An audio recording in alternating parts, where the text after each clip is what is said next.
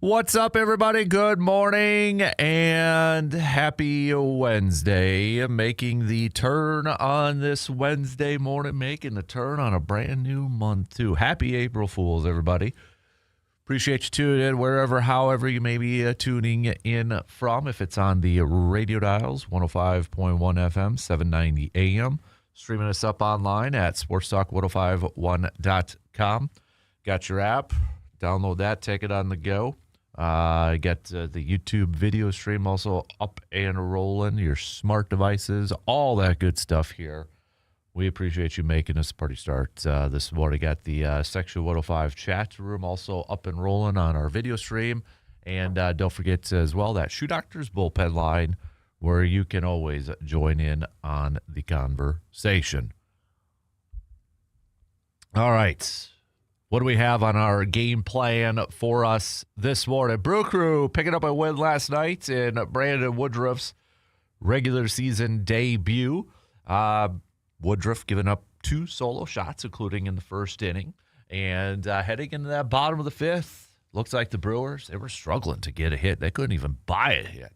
Sanchez was just getting on base via walk. But things changed in the bottom of the 5th. Brewers getting some base runners on and such, and then thanks to Terang with a bases clearing double where initially he was called out in a little bit of a pickle between first and second, but the second baseman, shortstop, infielder, dropped the ball during the tag, initially called out, but after review, the Brewers challenged it. Terang was safe, and the go-ahead run, Joey Ortiz, was awarded home, so the Brewers taking a 3-2 lead, tacking on a couple more in the bottom of the 6th, and another insurance run in the bottom of the 8th.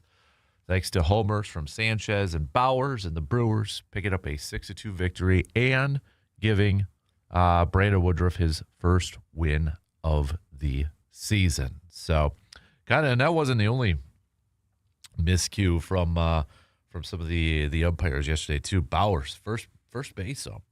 Calling Bowers initially saying he didn't touch first going down the first baseline. Review clearly showed that, so not sure what the heck was going on there. But nonetheless, Brewers pick up the win, improve to 4-1, and are now in position to get a series win later this afternoon with Jacob Mizorowski on the mound. So we'll talk some Brewers, talk some, plenty of Brewers, recapping last night's victory and taking a look ahead to today's game. And then after today, if you're looking ahead to the Brewers' schedule here, they're going to be hitting the road, still going up against some American League teams. So after today, they're going to have the off day tomorrow, and then they will begin a weekend series starting on Friday against the Royals. Then visiting the Boston Red Sox and former friend Caleb Durbin.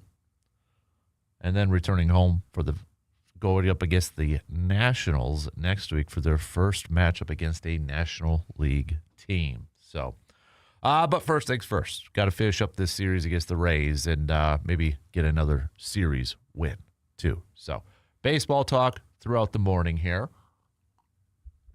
If my voice sounds a little rough, I apologize.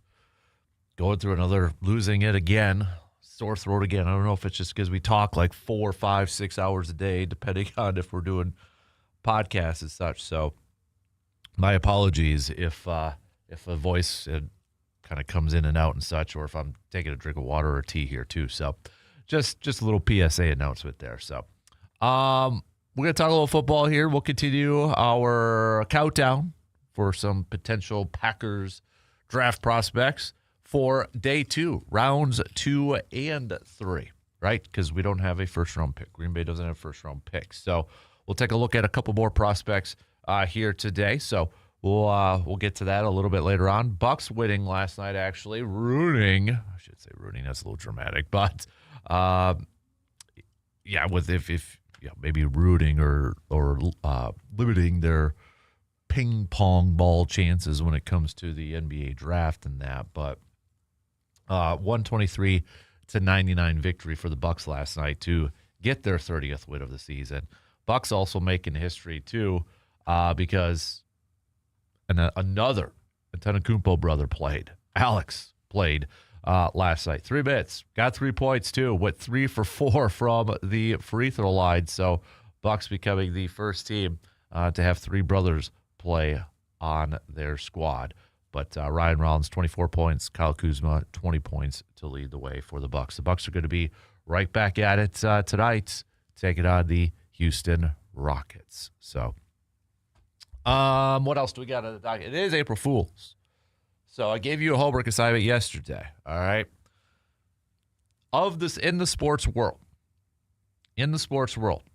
could be team, could be athlete, could be coach, whatever the case may be, okay? In the sports world, who fooled you the most? Like you thought, let's come up with a good list here, all right?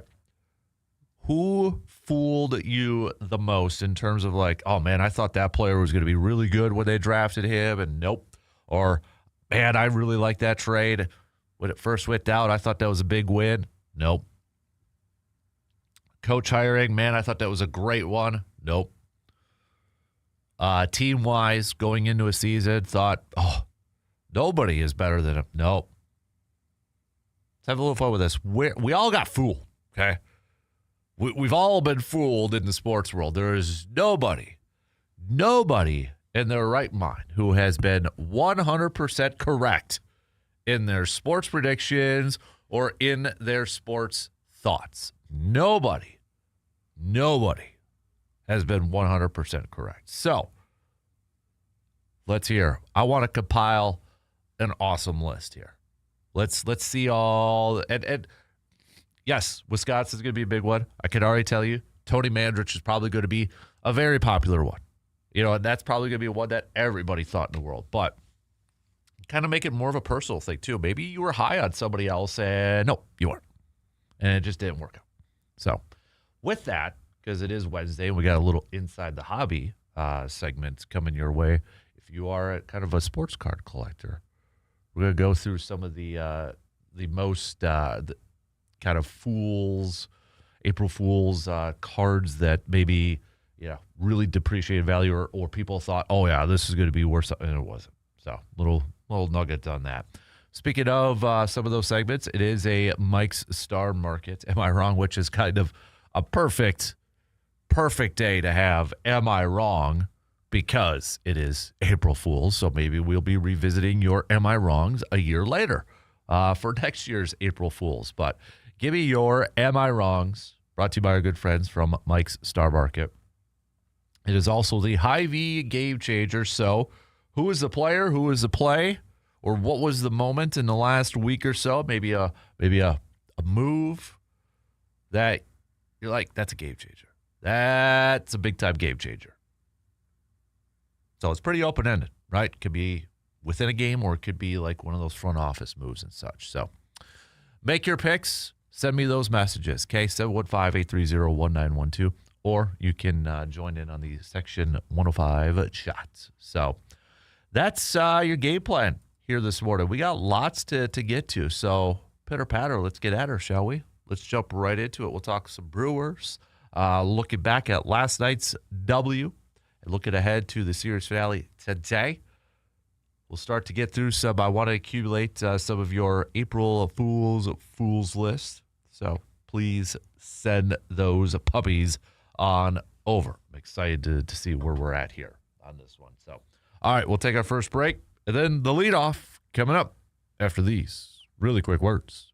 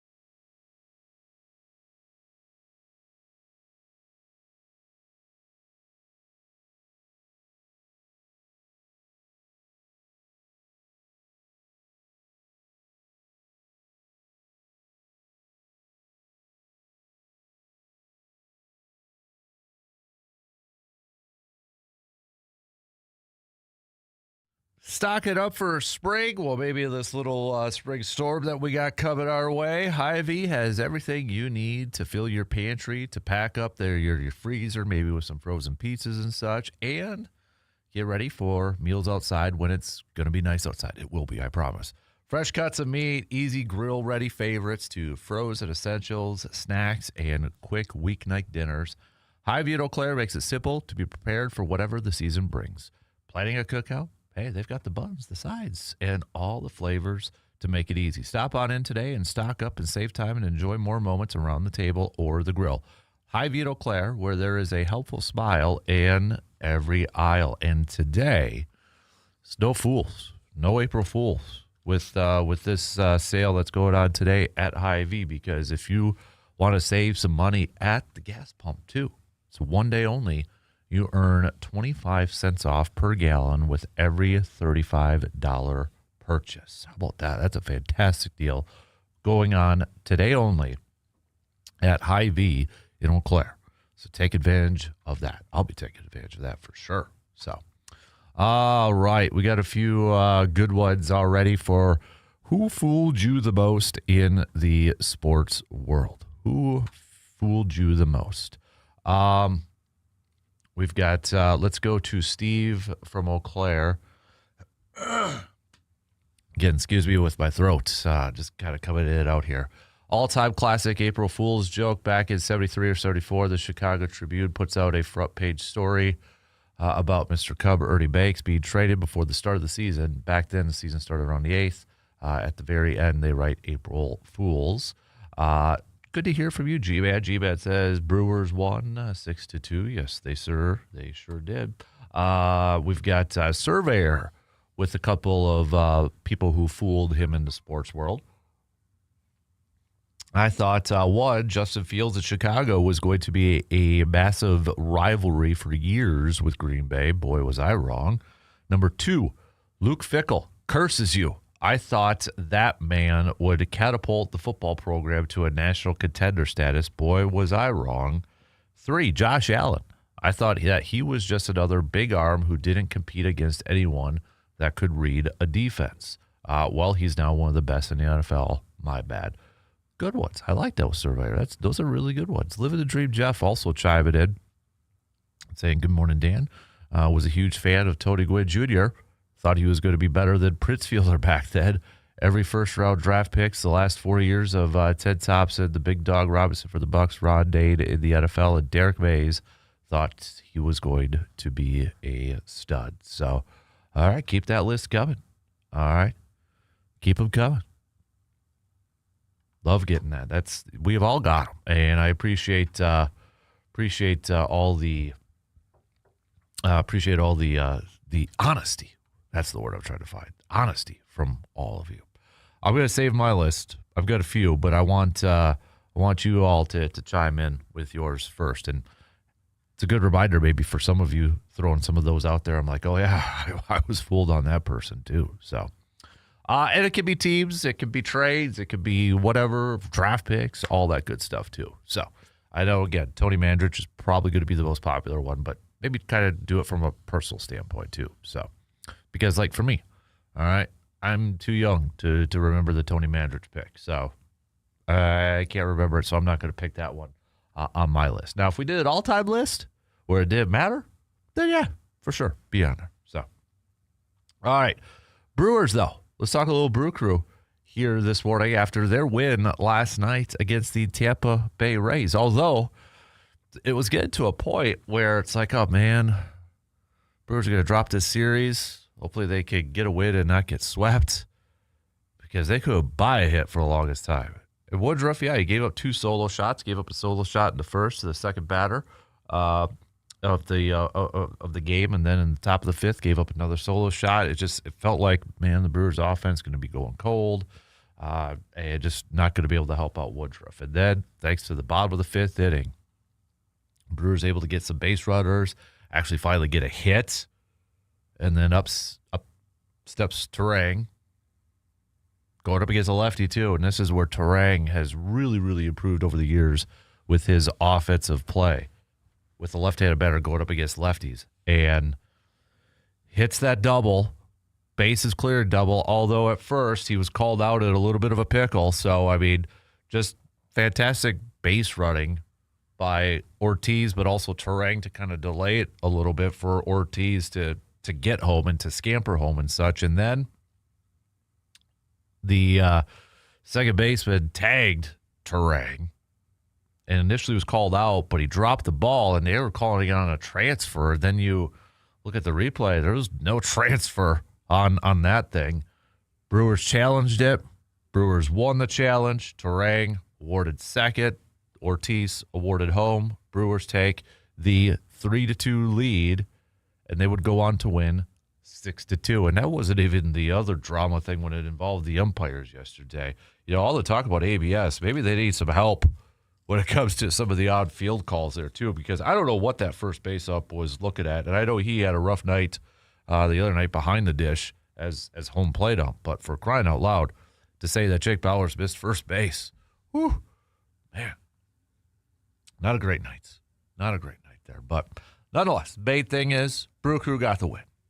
They picked up the win last night. Bauers with a couple of hits. Sanchez with a hit. I mean, home run for Sanchez, home run for Bauers. Bauers, we talked about, you know, his great spring and showing some power and some more pop, and already he's got 2 home runs on this season in 19 at-bats. He's hitting .316 with an OPS of 948. So Lockridge even collected a couple hits last night too. So Brewers fighting away, clawing back into that thing, and picking up that W. But Woodruff going 5 innings, 4 hits, 2 earned runs, did not issue a single walk, and struck out 6. Couple mistakes with those 2 solo shots. But I think, you know, we talked about yesterday. What do you want from Brandon Woodruff? What are your expectations from Brandon Woodruff this year? And I think if those are the type of games that we are going to get from Brandon Woodruff, I think we're good with that. I think we're good with it. Maybe stretch it out. If you could get to 6, that'd be awesome. But you go 5, 6 innings, you strike out 6, you don't issue a single walk, and you maybe give up a run or 2. I think more times than not, you're probably taking that game. Right? You're probably taking that. And, you know, the curious, I think the one thing that we were all kind of wondering was, you know, how long would they kind of protect Brandon Woodruff and build him up a little bit more and such. And last night, 67 pitches in 5 innings, thought he was effective. And I think it was probably evident that, all right, they're going to build him up a little bit more. Maybe stretch him out. And I know Pat Murphy said yesterday he's stretched out and such, but I still think they're going to be a little bit cautious. Just a little bit more cautious with him. And maybe just as the season progresses, you kind of stretch it out a little bit more. But bullpen again, bouncing back after giving up the lead giving up the go-ahead run the other night. Kading coming in, giving up a hit, 1K, no runs. Anderson hit, 1K, no runs. Uribe, 1 hit, 1 walk. And then Zerpa shutting it down with just 1 walk and closing the door over there. So nice little bounce back game for the bullpen last night as well. So now game 3, the deciding one, coming your way later this afternoon. 12:40 is first pitch. And we get the second game of the season for one Jacob Misiorowski. I think we're all kind of, we got to see him once already, opening day, and the dude looked great. Looked good. Now, I think the biggest thing that we want to see from Jacob Misiorowski is consistency, right? We want to see him be consistently good. Not just every couple times, maybe just a couple times in a row, and then he goes through a little bit of a down stretch or whatever. We want to see that consistency now when it comes to the Miz.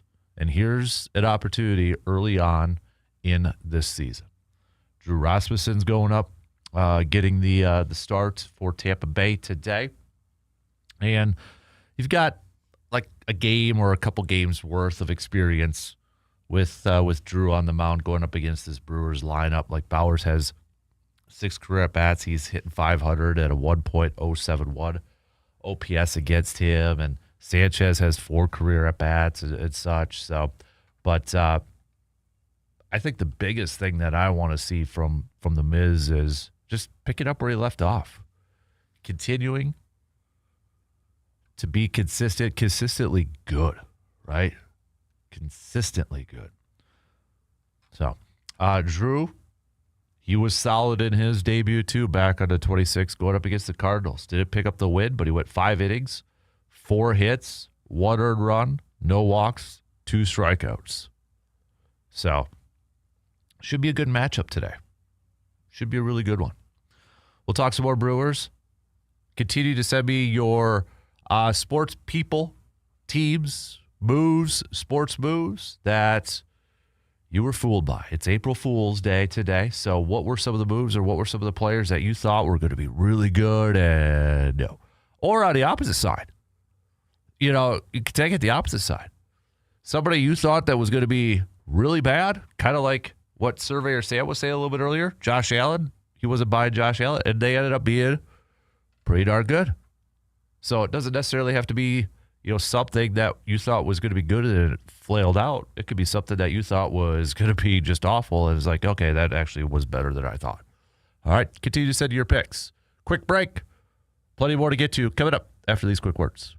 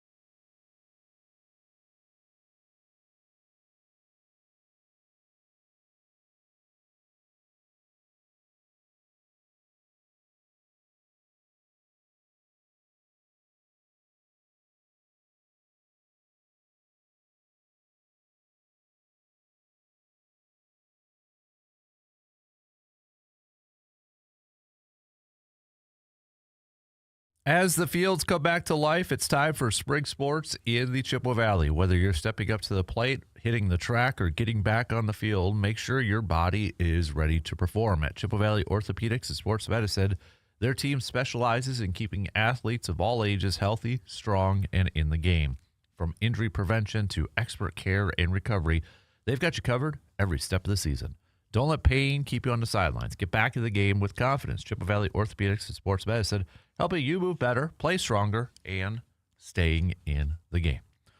Take a phone call this morning on the Shoe Doctor's bullpen line. We'll say good morning to the one and only C-Bomb. Good morning, sir. How are you doing? Good morning, El Capitano. How you doing this fine April 1st? Well, I wish the throat was a little bit better, but after that, I'm doing fine. How are you, man? I'm doing great, man. I'm doing great. These Brewers are so much fun to watch. You know what? Before we get to that, I was going to try and think of a good April Fool's joke for you, and I just couldn't come up with one. I got some pranks I could play, but I'm not in the studio to get you with them. So, that's good. You got any good April Fool's pranks? Honestly, I do not. So, what kind of pranks would you do? Oh, the standard ones that, you put the saran wrap over the toilet, tape down the little sprayer on the sink, things like that. Just things to get people really quick at home that, yeah, sometimes they work, but they're on to me now. Yeah. I recycle my pranks and my jokes, so yeah, they work once. Nice. Hey, what else is on your mind this morning, bud?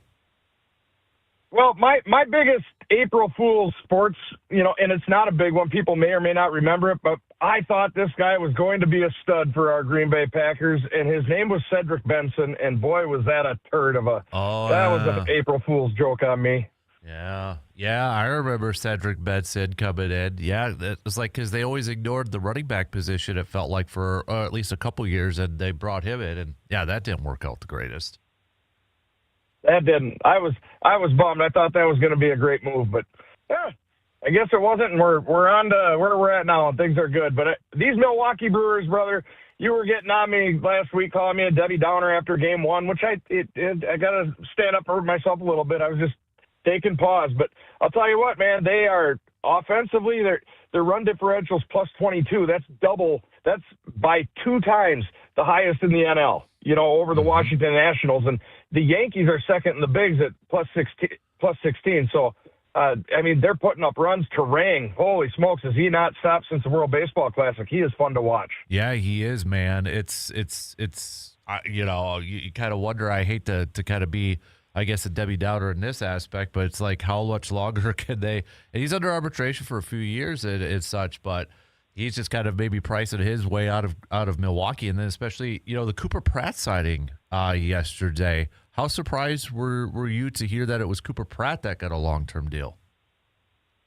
I was really surprised at that. You touched on a little bit yesterday. If there was going to be an infielder that they signed, he would have been the third on the list. I would have thought, Jet Williams or why am I blanking on our stud? Jesus Mate. Yep, Mate.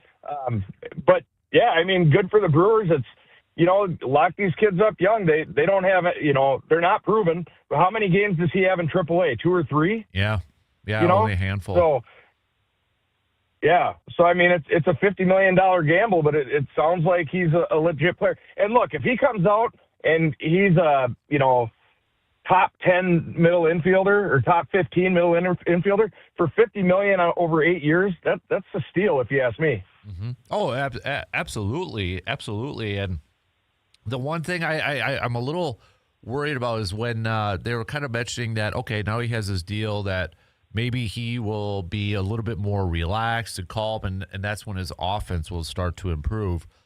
But what happens if it doesn't start to improve then? Then you start to get a little bit more pressure and such too. So that's I don't think that was the main reason why they signed him to a long-term deal, to hope to see if his offense was going to get better. But it makes it sound like even though he has this deal, he's not going to be called up anytime soon, especially when Pat Murphy says, he's got a ways to go, and I hope I'm the manager when he is called up. Yeah, it's who knows what they're playing with him is going to be, but I promise you they're not paying him to hope he hits better after getting paid. Right. You know, they're paying him because they see his potential and what they feel he can be to the organization. So, you know, I'm excited to see when he does get called up, as is, you know, for Mate and Williams as well. I think there's a lot of young talent on the infield. It just makes me wonder if, and thinking ahead, you know, down the road, do they use one of those other two in a package to get a top-end pitcher when it gets close to the trade deadline, maybe this year or next year? Who knows? Yeah, I think a lot's going to depend on how well they do this year, though, too. So, you know, the other thing really quick before I let you go, with the Brewers, I know it's only 5 games into it, but we talk about the start, we talk about the offense. Remember, there's no Jackson Cheerio in this thing either. And, you know, Andrew Vaughn's been out since the first game, too. So, I mean, they're getting it done without who I think a lot of us thought was going to be their best offensive player in Jackson Cheerio.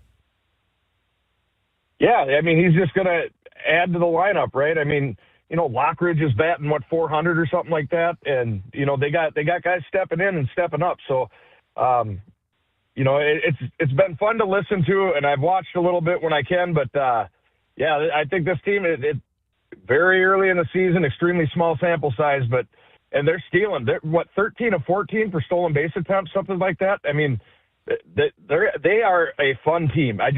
They're so much fun. I hope it's like this all season. Jake Bowers is even stealing bases. He's got 2 of them already this year, for crying out loud.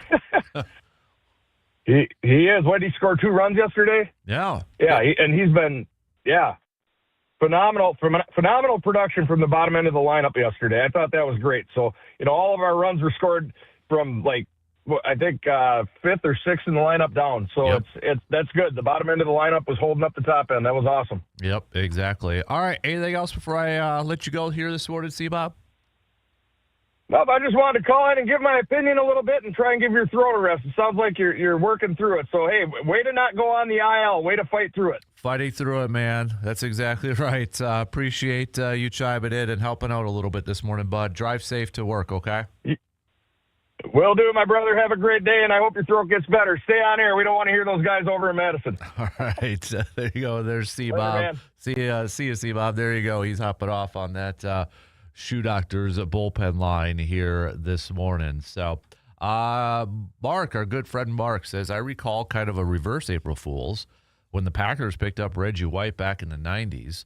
When I first heard it, I thought, no way can this be true. Sure glad it was true, and the rest is history, as they say. That's a good one, too. What are some of the other moves or stuff like that maybe you thought was an April Fool's thing and ended up it wasn't? That it wasn't the case.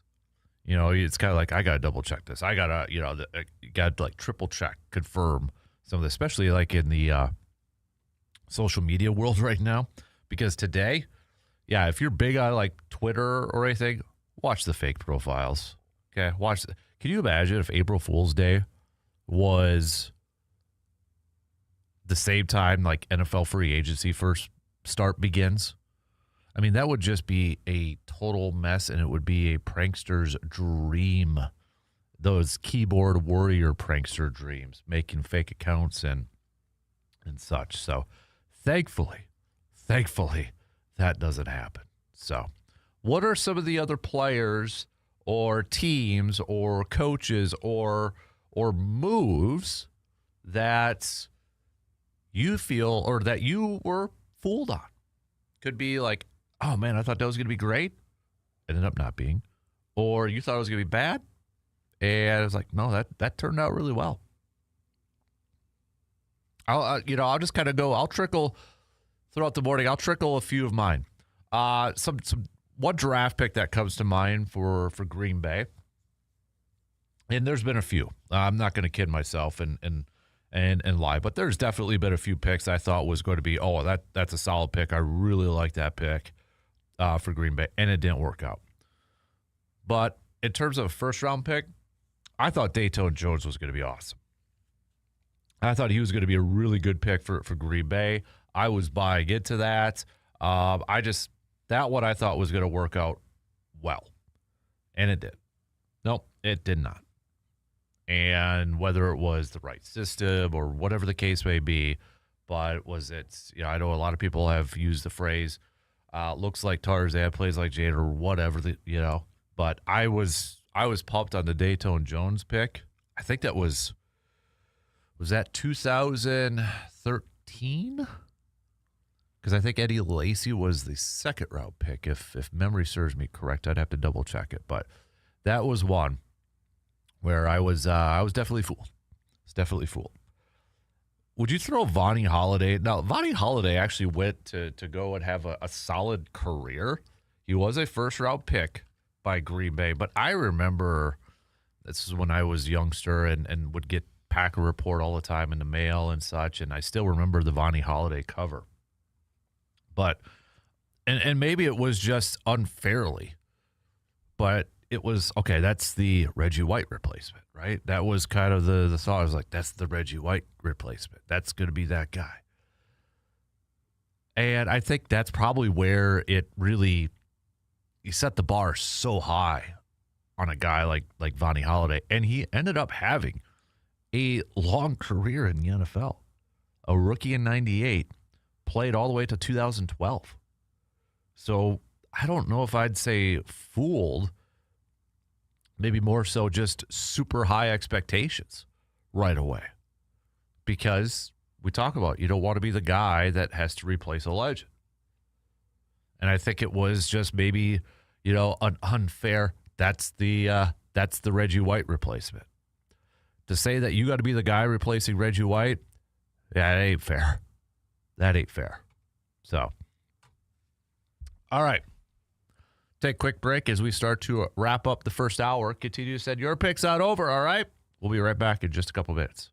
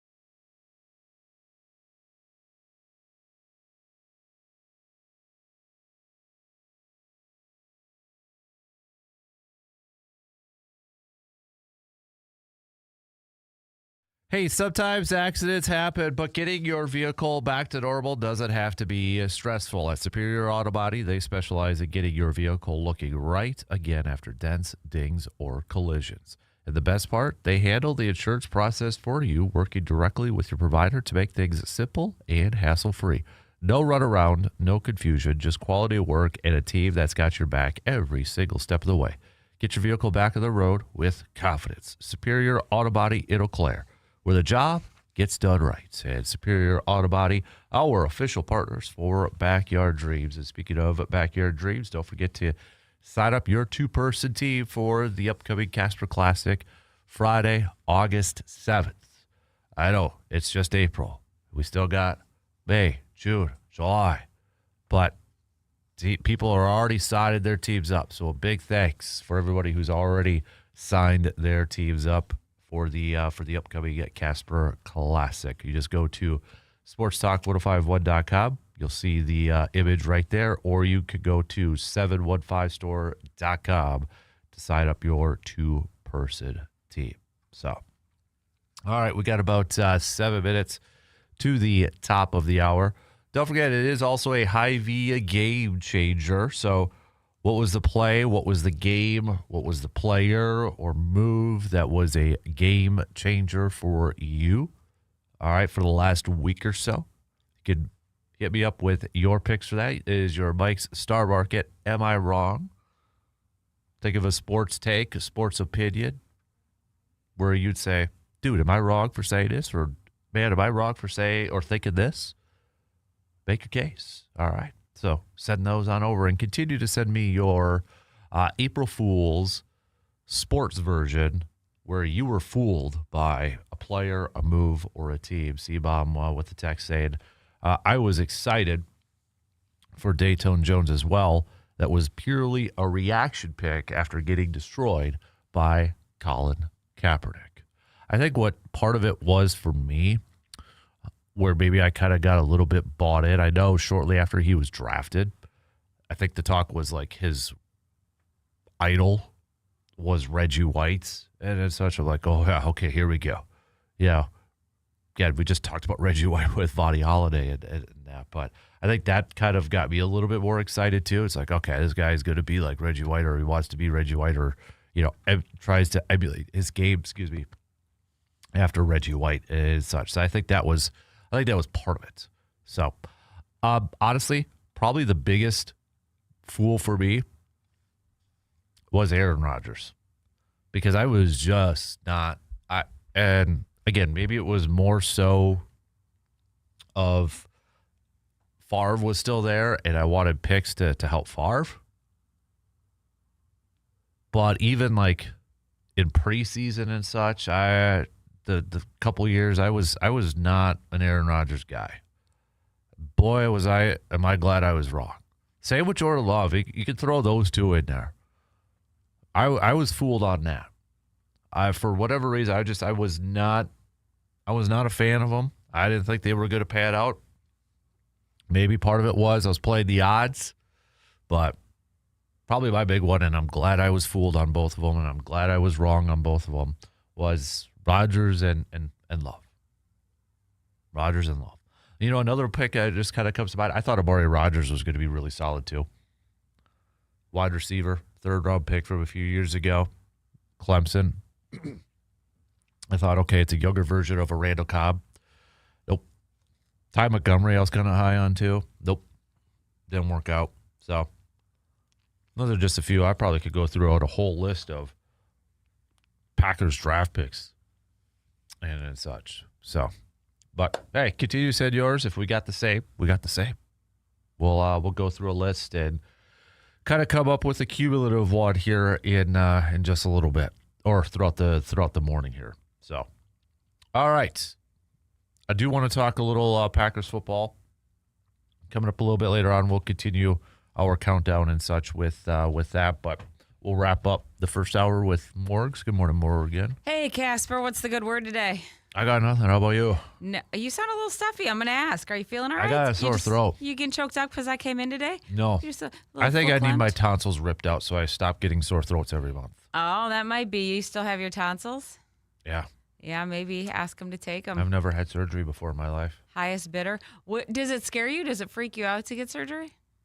Oh, I've never had it, so Yeah, you get ice cream afterwards. That's one thing I remember about tonsils out. I mean, I still have mine, but I see other people without them. all right. It's been a while since we've had a classic Wednesday wildcard game, so I'm going to shuffle, and then you're going to draw a question card from the deck as I fan them out here, Vegas style, and then answer it for the class. Ready to go? Oh boy. Pick a card, any card. All right, guys, this is what we asked Kasper Wednesday wildcard. What did you learn a little too late in life?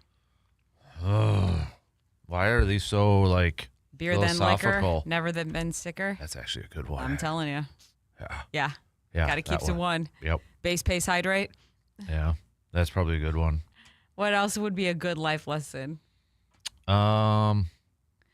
Anything sports related? Yeah. It's just a game.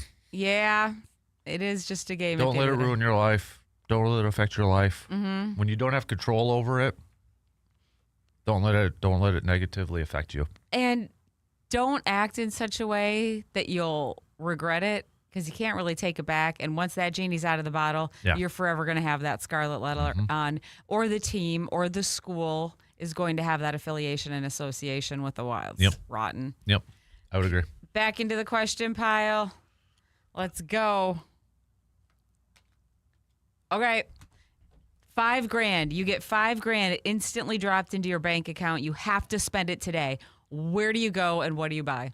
Where do I go? No bills. Can't pay bills. Where do I go? Like gun shop probably in Tilden. I could do like Tilden gun. Yeah. Probably get Hudson his deer rifle. Instantly right now. Like what if somebody put an hour cap on? You I'd have probably go 1 to hour. some of the card shops and get some more collectibles and hang them up in the man cave. Okay, so you have 1 hour to spend $5,000. What cards are top of the list? What do you instantly go in and drop down? Bart Starr rookie. Okay. It wouldn't be enough to cover this, but I wouldn't mind a Michael Jordan rookie Yeah, on there. that'd be a good one. Yeah. So you could have the Rookie Hall of Fame kind of in the man cave? Yeah, it's kind of where I'm focusing on rookie cards. So, Okay. yeah. And add one baseball card to that lineup. So say you have your football card, you have your Jordan. Even if we're blowing the budget now, what's the baseball rookie card to fill out that trio? I don't know. I'd probably go with Derek Jeter. Okay. Yeah. All right. I'd go a little Jeter. Back All right, to the last pile. one. Last one, guys. Who is the last person that deeply disappointed you? Player, not life. Oh dang. The last player that deeply. Well, it's April Fool's, so I we're doing know. a sports version of this. Ties in nicely. The last player to Like you would have had him in fantasy, you would have Yeah. talked him up and down, but they took a giant dump. I'm trying to think of like a Packer player maybe. Josh Rosen. Okay.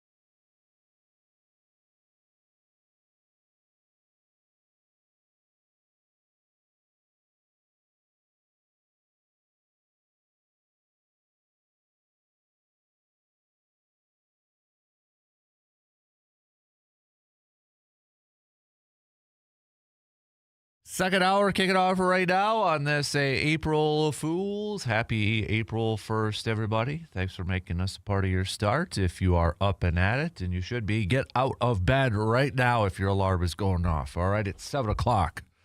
Get out of bed. I know Eau Claire's on spring break. Kids, go ahead and sleep in. You get this week. So my kid's probably already up right now anyway, so... but hopefully if you are up and at it, you're off to a fantastic start here this morning. We are taking yours, since it is April Fools. Who is a player, who is a team, or what was a sports move that you were completely fooled on? All right? We all had them, right? We've all had them. There is nobody as a sports fan that was 100% correct on everything they thought. There's no such thing. And if you think there is, if you think you're one of them, you're a fool in itself, okay?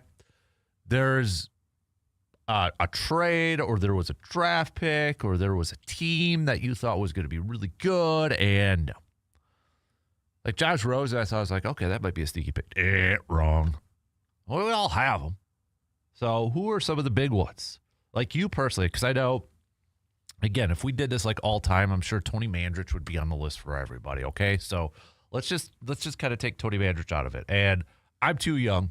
I was just in my wee little lad years, so I can't put him on my list. I'm trying to think of ones that I personally was fooled on. All right, it doesn't have to necessarily be on your favorite team either. It could be on a different team. You kind of thought maybe somebody was going to be, oh yeah, that team got that guy. Oh my gosh, that is going to be so good. We are so, we're donezo. And it didn't work out. So, all right, keep those coming. We've had a good list so far, but if you've got like a team too, we haven't had anybody kind of throw a team in there. And I did post this on Facebook last night, and somebody did throw in the Packers over the last few years. And I think that's kind of fair. And I think, for maybe some people, Wisconsin sports fans in general, maybe it was just this Badger basketball team this year too. Kind of thought, hey, they could be a team that gets the Sweet 16, maybe the Elite Eight, and nope, first round exit. Could throw Badger back. I like Surveyor Sam's Luke Fickle one so far. Been fooled on that one. We've been fooled on that. Our resident Raiders fan, Matthew, chiming in saying when Devontae Adams got traded to the Raiders, I was 100% convinced that was a Super Bowl year. Oh, man. Yeah, good. Okay. Isn't it a Super Bowl year every year for you guys? So, all right. Again, my apologies if my voice kind of comes in and out. I think I need to get my tonsils ripped out so I stop getting sore throats all the time. But my apologies if it kind of comes in and out and such. So we're going to talk some more baseball coming up here as we get set for Game 3 between the Brewers and the Tampa Bay Rays. We get the Miz Kid back on the mound this afternoon. First pitch, 12:40. Coverage begins 35 minutes prior. You can listen to that game right here on the radio dials of 105.1 FM and 790 AM. It's a day full of games on the radio dials, because then tonight we've got the Bucks taking on the Houston Rockets. That game is at 7 o'clock tonight. Coverage will begin at 6:30. The Bucks coming off of a win last night against did I say they play the Mavericks? They play the Rockets tonight. They beat the Mavericks last night, 123-99. And Bucks making a little bit of history because another Antetokounmpo brother played last night. Alex Antetokounmpo played last night, making his debut with the Bucks, and the Bucks becoming the first team with three brothers suiting up for them in the season. So Thanasis didn't play, Giannis didn't play last night, and such. So, but yeah, I guess there's that. Hey, Doc Rivers also is going to the Hall of Fame.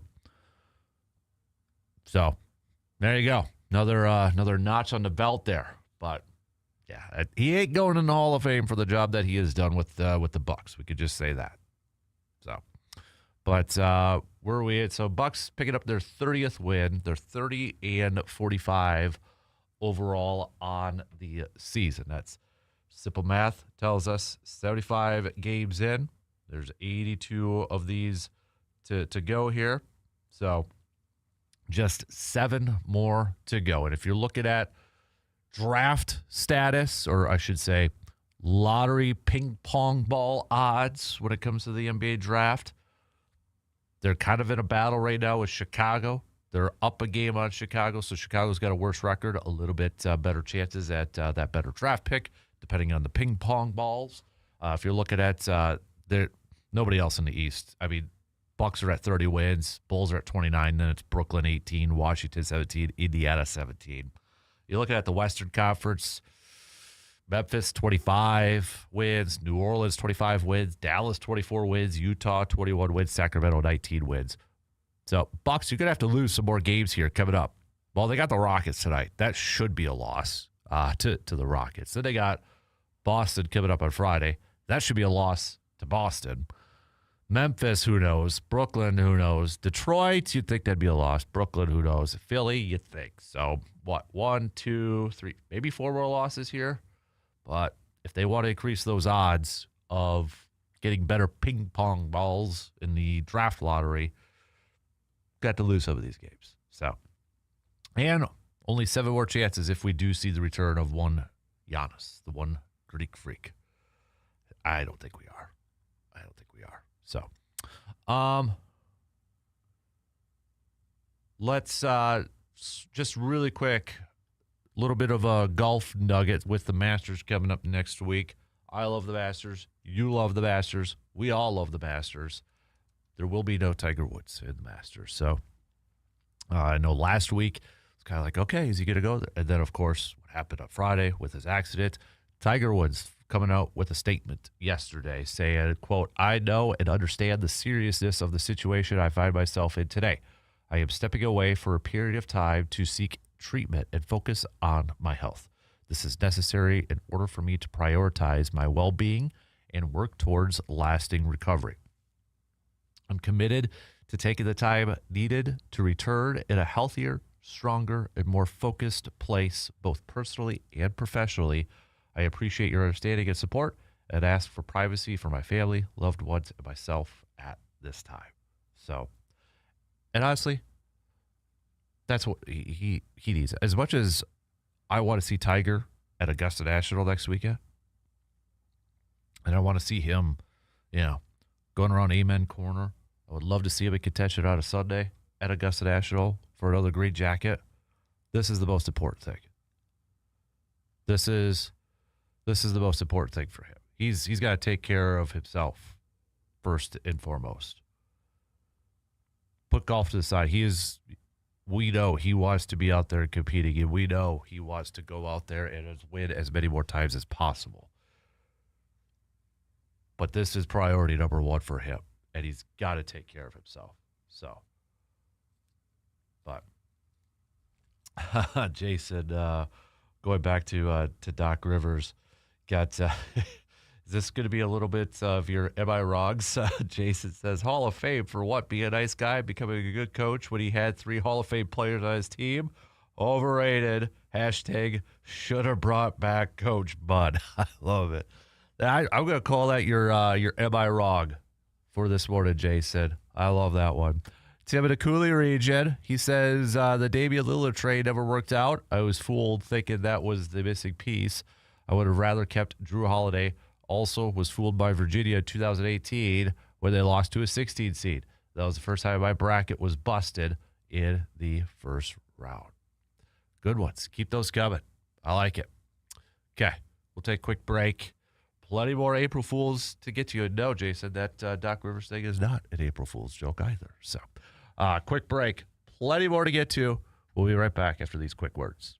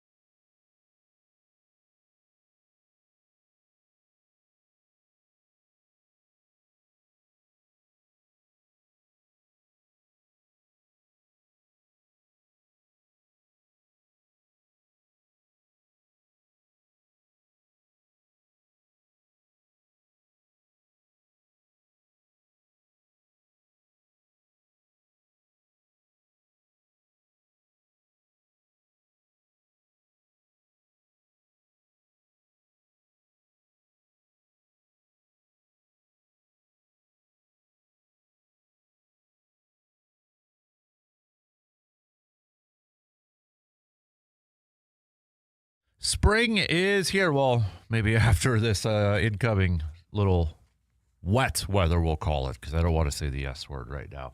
But that means it's the perfect time to also freshen up your home. It's that time of year. And at Carpet City Flooring Center, now is the season to take a look at what's under your feet and imagine what it could be. From soft, comfortable carpet that makes any room feel cozier to luxury vinyl planks and tile built for busy homes, especially if you got baseball kids and such with the transition from seasons and such.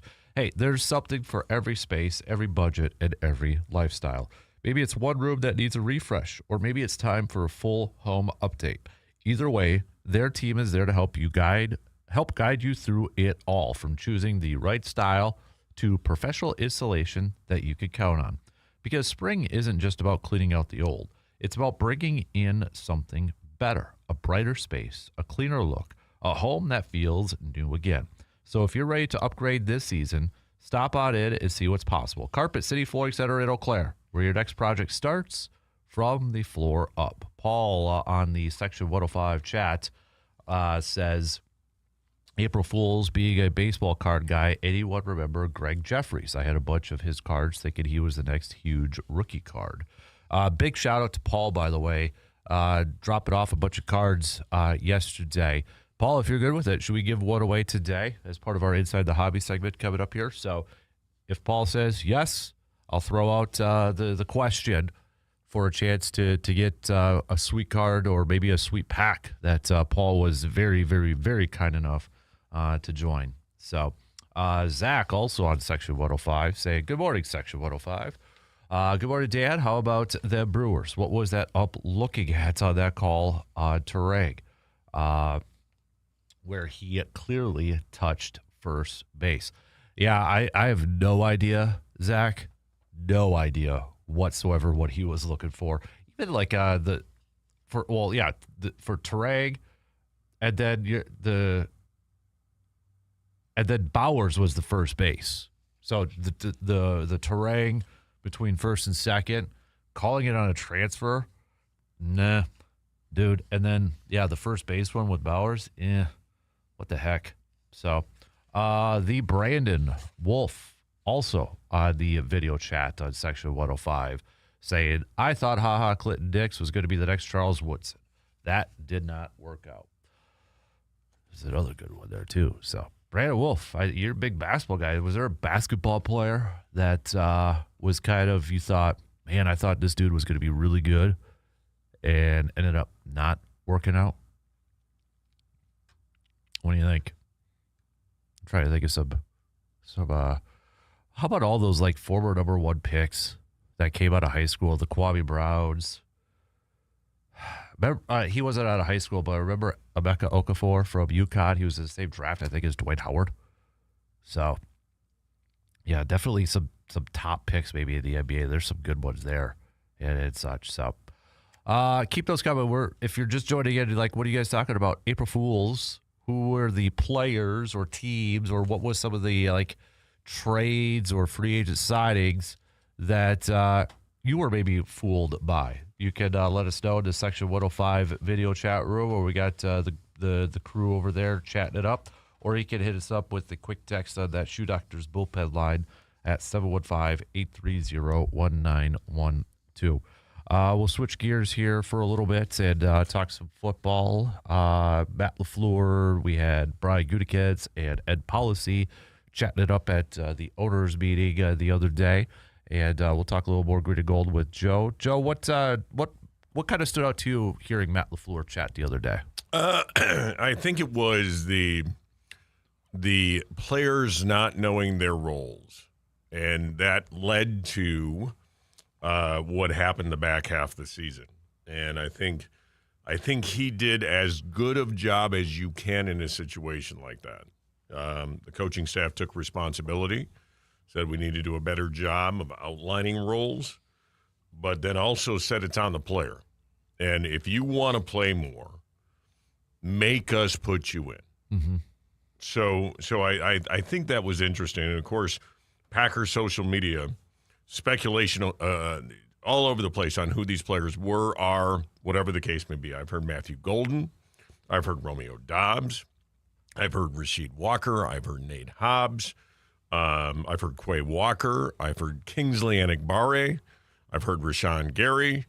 So it doesn't matter really who it is. And my speculation is that it's probably a mix of guys that are still on this team and a couple of guys that may no longer be on this football team. But Matt LaFleur took responsibility, but also pointed the finger to why the season didn't go the way that it should have and really laid it on maybe players not accepting their roles. So I thought that was really interesting. I think also, he addressed the elephant in the room with his grade from the NFLPA.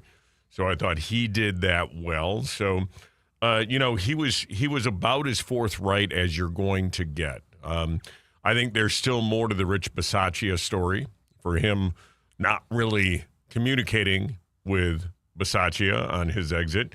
I thought that was intriguing and interesting. But yeah, I thought that he also talked about finishing games and the sense of urgency. And I think one of the things that really stood out to me too is he said we have to be so aware of this going into this season, whether it be an individual drill, whether it be a team drill, we got to finish the drill. So, you self-scout and you look inwardly in a situation like that. And I think it sounds like LaFleur has done that. Mm-hmm. Looking at, Brian Gutekunst also chatted a little bit, and he did acknowledge, maybe Kirk Cousins talked about him as a potential backup option. Would you be good if Green Bay brought in Kirk Cousins? I'd as a have backup zero issue with that. I think, look, he's in one of those situations where it's not going to cost a lot because he's already getting paid by Atlanta still. Mm-hmm. So I wouldn't mind that at all. I'm a big believer in a strong quarterback room. I think having a quarterback with Cousins' experience and a lot of insights into what Jordan Love might be seeing out there, I would have zero issue with that, and I think that would be an amazing QB room. My speculation would be then is that they draft a developmental prospect, and so I see, I could definitely see Green Bay making this move, and I'd have zero problem with it. Ed Policy also chatted, and I thought this was kind of an interesting thing that he said. And he noted that Matt LaFleur became a member of the NFL's head coach subcommittee, and Goody joined the league's general manager advisory committee. And he said, quote, one of the things we really wanted to focus on is having a little more relevance and a little more influence at the league level. Those committees existed, but the Packers never had representation on those committees. So this will be the first time that the Packers have had representation on either of those. And I'm happy that our guys agreed to serve on both of them. That kind of surprised me that no Packer GM or head coach ever served on any of those committees. Why do you think that's a big deal, too? I think it's the ownership structure again. I think the league is kind of a windsock sometimes, and I think by that I mean it blows in the direction of those who speak loudest or have the most money or whatever the case may be. And I think without that loud owner in the room, I think Green Bay can get bypassed a little bit and kind of looked over a little bit when you've got those types of situations. So, I applaud it. And again, we don't know back in Ron Wolf's day, did they even have those committees available to the GMs and et cetera, et cetera. So we don't know the whole story there, but I think it's great. And I think the more voices that Green Bay has without that loud ownership voice, I think the more voices they have in these committees, I think the bigger difference they can make. So, yeah, shocking a little bit, but also when you look at the ownership structure, you say, well, maybe not so shocking. Maybe it is what it is because Green Bay just doesn't have that rich owner. So, yeah, I thought that was good policy again. I think talked about the healthy fear he has about making sure that Green Bay stays financially solvent. As some of the venture capitalists can now own parts of teams. So, again, I think policy is keeping an eye to the future, and I think he's also keeping an eye on Green Bay's positioning in the league. Mm-hmm. And I think it's really critical, and I think this is exactly who you want in that seat, somebody looking down the road and having the best interest of the football team and the organization today but also down the road. I want to go back to Goody for just a moment too, Dan, because I thought another interesting thing is he talked about the confidence that they had in Sean Ryan and how moving him to center and thinking that he was an average guard and now an above average center, it really kind of spoke volumes too on kind of where this team was looking to go this offseason. The last couple of years, whether it be free agents or trades, Green Bay and Brian Gutekunst have made big swings. This year, it's now, just kind of finishing off the edges of this team. And so I thought the Sean Ryan situation was interesting. And again, going back to now LaFleur talking about Jordan Love. And there's been some national writers now saying that it's time for LaFleur to give the keys of the car to one Jordan Love. So, yeah, some good stuff. And you and I talked a couple of weeks ago that this is the dead part of the year. But then when you get to these owners' meetings, you get some trade rumors. And I think there's going to be some bigger deals still coming up in the NFL. I think you're going to see some trades. I think you're going to see some names being traded. There's speculation out there that there's still chatter that Dontavian Wicks might be involved in some trade talk. So, yeah, I think that this was a really good representation from policy, Gutekunst, and LaFleur.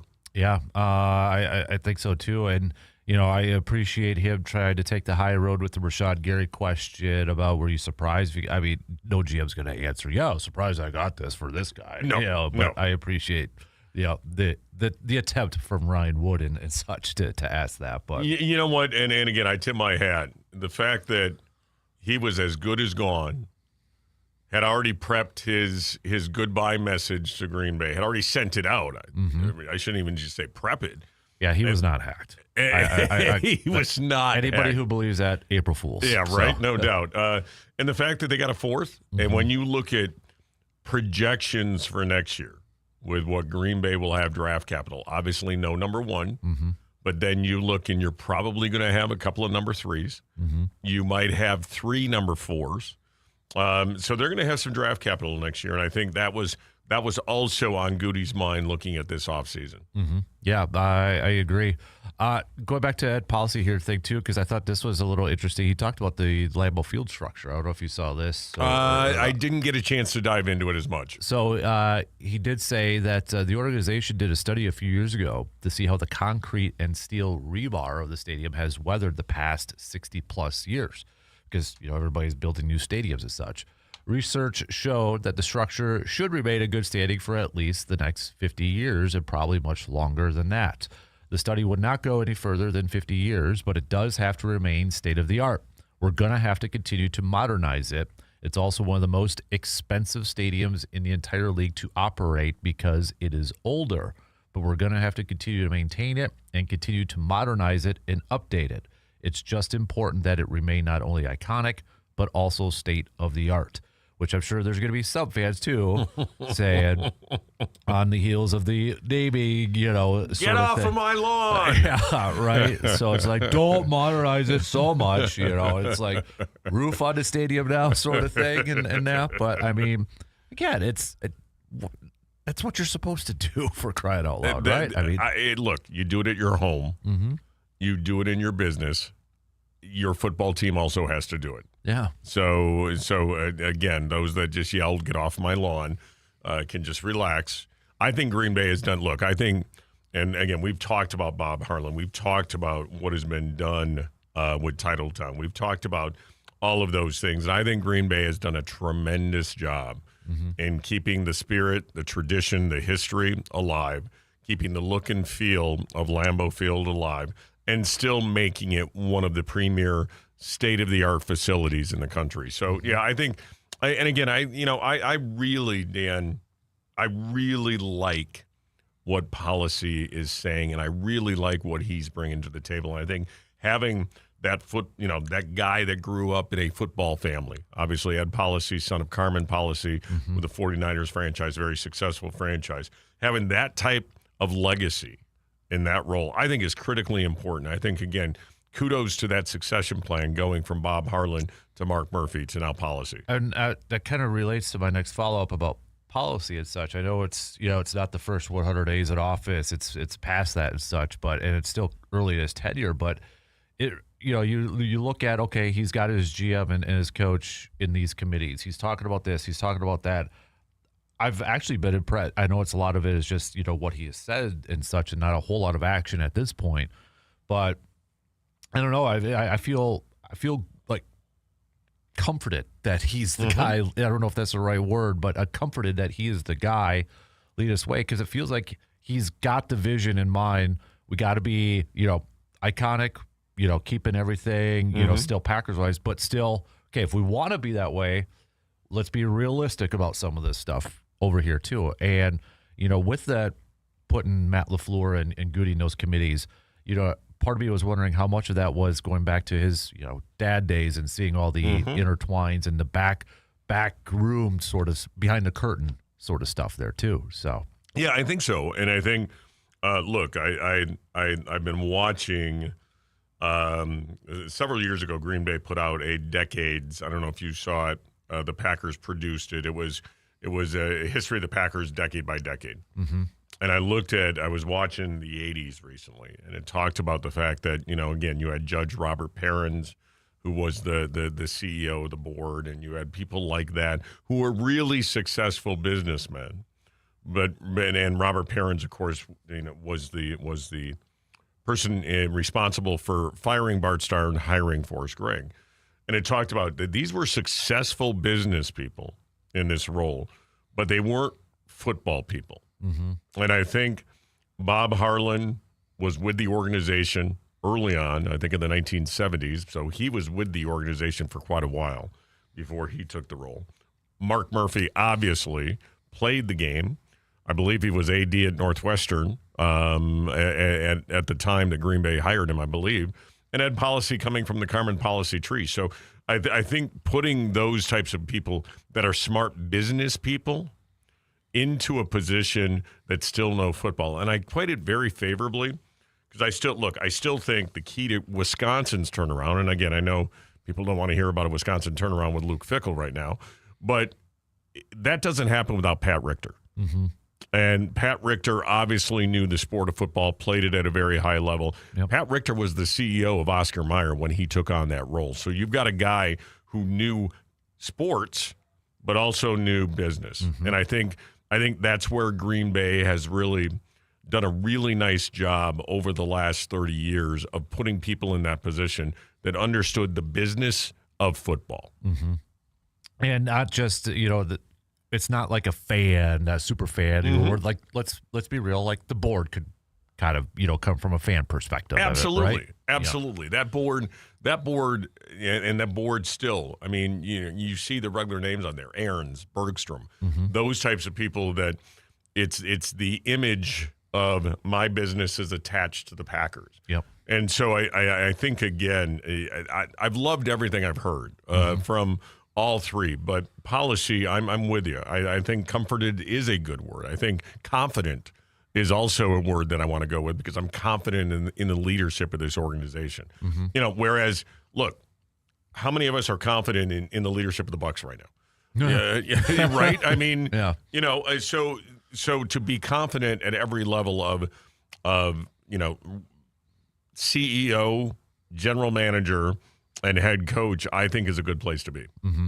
I think I'm going to read this text because I think I can recruit you as my soldier in this never-ending fight here with Matt LaFleur. Okay. All right. Don't you think for a playoff team and a team that's been above 500 for like the last 30-plus years that we're kind of a mess? I think they have a good core of players that can lead. LaFleur comes off as soft, passive, whiny, and doesn't have grit to fortify the team under pressure. When players speak out about this issue, there's a lot of truth to it. But what about the players that speak in support of LaFleur? Do we have to factor that into it too? I mean, you've got and was that a listener or what? Yes, okay. This is from Rick. Okay, so. All right. So I don't care if you're a CEO, a head coach, whatever. You have 53 people below you, and not only that, but that's just the players. Okay, you also have 12-ish assistant coaches. Mm-hmm.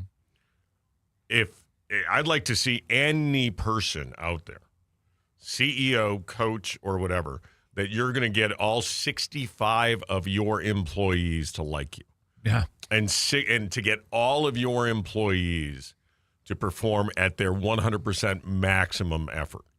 And so I'm going to go back to what LaFleur said. And again, mess, I think that's heavy-handed. Yeah. Again, Packer fans, put yourself in other shoes for just a moment. How about the Cleveland Browns? Yep. How about the Lions for so many years? Mm-hmm. How many Super Bowls do those two franchises have? And so I'm going to go back to what LaFleur said. LaFleur said, look, some guys weren't happy with their roles, and that's on us. Yeah. We take responsibility as coaches. But some guys, if they want a bigger role, play better. Yeah. Look, I coach high school football. We tell our kids all the time, make me have to play you. And so I think Mess is taking it just a little bit too far.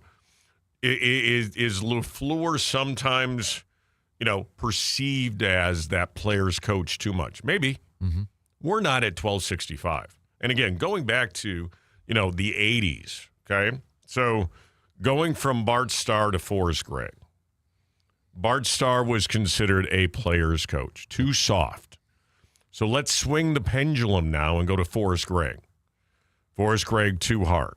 And so to find that sweet spot in the middle of being the hard ass and then being the guy that you can go to, it's tough. Mm-hmm. It is not an easy thing. And again, there are 32 NFL head coaches. 32 of those positions are out there. It's a pretty select few. Mm-hmm. And again, I say that is LaFleur, is he the guy? I don't know. I think so. I continue to think so. Do I have my issues with him? Of course I do. Mm-hmm. As a fan, as a Monday morning quarterback, as a guy who watches football, are there things I would do differently? Of course. But again, I'm going to go back to it. If you're a CEO of an organization, you have every one of your employees rowing in the right direction. Every one of your employees every day reaching their potential. I'd like to show me him. Yeah. Show me him or her, because I think that's a rare find. Mm-hmm. And again, I think the job that LaFleur has done transitioning Aaron Rodgers to Jordan Love, mm-hmm. that's not easy, guys. That managing Aaron Rodgers and getting him to perform at his highest level, because he was not performing at a very high level when he took over, when Matt LaFleur took over. Right. And so bringing Rodgers back, and I go back to McCarthy. McCarthy did this with Favre. Yep. I was just thinking the same thing. Yeah, yep. So I again, a mess is way too much of a hyperbole, way too much of a generalization. Are there question marks? Of course. Mm-hmm. Of course. This team, are there question marks since 1992 why this team has only won 2 Super Bowls? Yes. Mm-hmm. 100%. Do people need to be held accountable for that? Absolutely. A mess? Yeah, the mess would not be a word that I would use to describe the Green Bay Packers right now. No. A competent organization? Yes. Mm-hmm. That is underachieved? Absolutely. Mm-hmm. A mess? No. Yeah, I would agree with you 100%. 100%. I mean, even across the border, not far from us. You look at that situation too. Yeah, it's. I wouldn't call that a mess, but I mean, empty trophy case. Yeah, again, I have plenty of Viking fan friends who continue to say, "Consider yourself lucky." Yeah, that's where I go for perspective. Sometimes is like I'll ask a Bears fan or a Vikings fan. I'm like, okay, like the whole Matt LaFleur thing. What do you think of it? Oh, he's a really good coach. Right. I'd love to have They're him. more objective about the Packers coaching situation than Packer fans are. By the way, mm-hmm.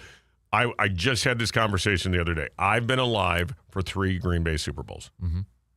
I'll take it. Mm-hmm. I've been alive for 3 Green Bay Super Bowls. I have 4 Super Bowls, 3 wins. Mm-hmm. So I'll take it. Yeah. And again, do I want more? Of course. Who doesn't want more? That's why we're sports fans, right? That's why we do this. Yeah. But if you look at it objectively and say, are we in a better position than 2/3 of the franchises out there right now? Probably. Mm-hmm. Probably. Yeah. So yeah, it's mess is a little bit high. And before we jump, your Tony Mandarich, your who were we fooled on? Yeah. Okay. Yeah. And again, you were right. Mandarich was the guy. But I'm going to tell you mine. When the Packers acquired John Jefferson, you had Lynn Dickey. Mm-hmm. You had James Lofton. You had Paul Kaufman. Mm-hmm. You had complimentary backs in the backfield. I believe it might have been Eddie Lee Ivory and Jerry Ellis.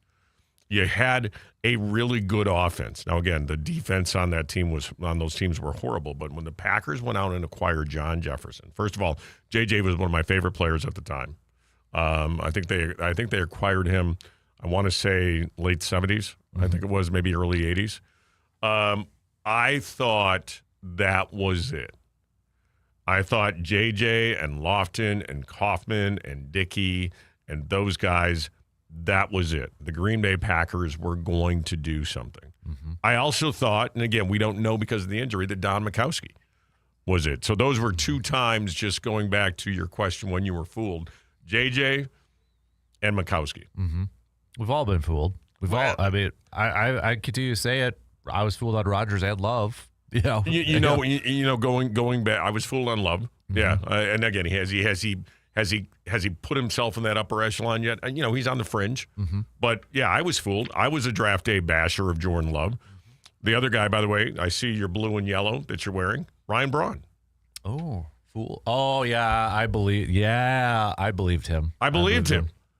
That's a good one. That's a good pull. Yeah, I believed him. And so, I'd say that who else believed him?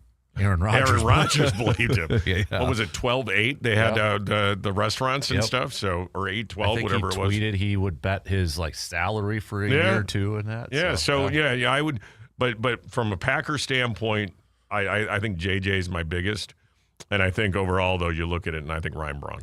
Yeah, I didn't even think of that. That is a really good one. I definitely got fooled on that one. Yeah, I was 100% in his corner. Mm-hmm. Man, I still remember I was working at the Y, sitting in my office watching that press conference for Ryan Braun walking out and watching. Oh, yeah, totally believable. Yeah. Totally believable. Yeah. Yeah. Yeah, and look, it's the nature of the beast. Yep. I don't care if you're an NFL GM or whatever. We get fooled on people. We get fooled on situations.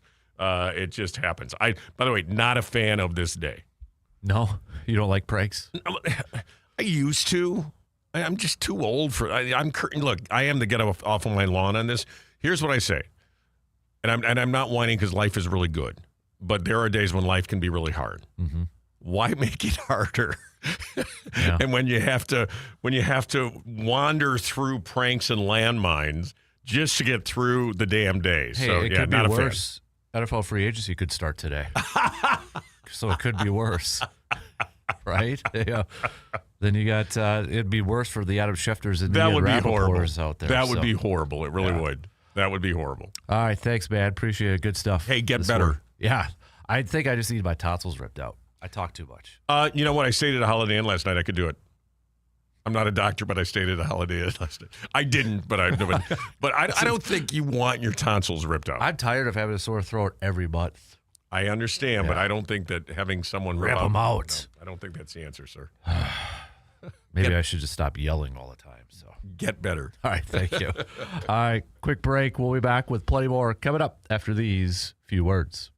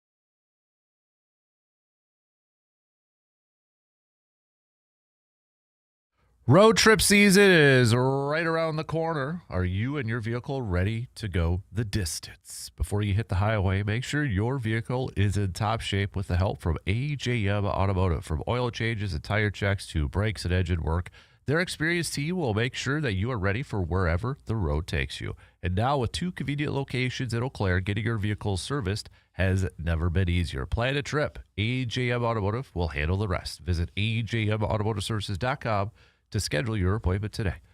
Just had, I got to come up with a name for my vehicle, but just had the truck in for an oil change and a good look-see over yesterday from AJM Automotive. Got a clean bill of health, some fresh oil in there. We're ready for summer, man. So big thanks, AJM Automotive. Always top service with the crew over there. We do have to play a little catch-up, so I do have to take another break here very quick because we are already approaching halftime here on this Wednesday morning, the Making the Turn Wednesday. Yeah, Sam, surveyor, say, dude, have you tried garlic salt water? Yes. Take a teaspoon of honey. Dude, I eat a jar of honey. I was like taking our jar yesterday and just like spoonfuls trying to help out. Popsicle, yep, did it. Humidifier, there's one on my desk, man. But, dude, I don't know what is going on with this thing. I don't know what. Nick says, with the comments from Ed Policy and Matt LaFleur made the other day, I'm really interested to see if there is a noticeable change in play calling, second half adjustments, overall energy from the team. I think a lot of people are kind of curious to see the change in that. I think there is going to be. Now, will it actually, happen on the field, if you know what I mean? So, Nick, rest of you who haven't chimed in, who is a player, who is a team, or maybe a trade or a move on this April Fool's that you were fooled by? All right, who did you think was going to be really good and it wasn't, or who you thought was going to be really, bad and ended up not being? Brandon Jennings was a pick from Jason, more famous for Bucks and 6 than his play. So keep those picks coming. A little bit later on, thanks to our friend Paul, we're going to be giving away a card. We got a little Inside the Hobby coming up here. Some more details to come on that. But Paul also says, Ryan Broad fooled me too. I even got his signature and a photo with him during that scandal. He was my guy. Dude was my guy too. First jersey that my now wife got me for my birthday was 2 of them, actually. Brody and J.J. Hardy. J.J. Hardy ended up getting traded like days later. But yeah, Brody was my guy too. Tried to emulate his swing. Walkout song was Go Getta because of Brody. Yeah. I completely forgot about that. Was a good one. All right, we got to take a break as we wrap up the second hour. Plenty more to get to here in the next 2 hours. We'll be right back after these quick words.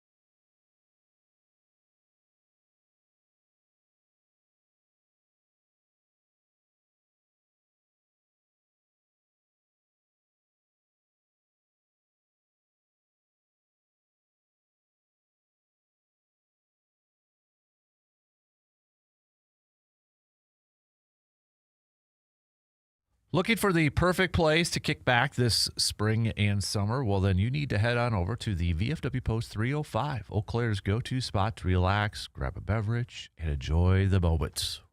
Oh, we're already at the shot clock. I'll finish that read coming up here.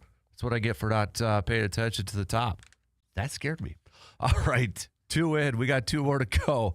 We'll be right back after these news updates.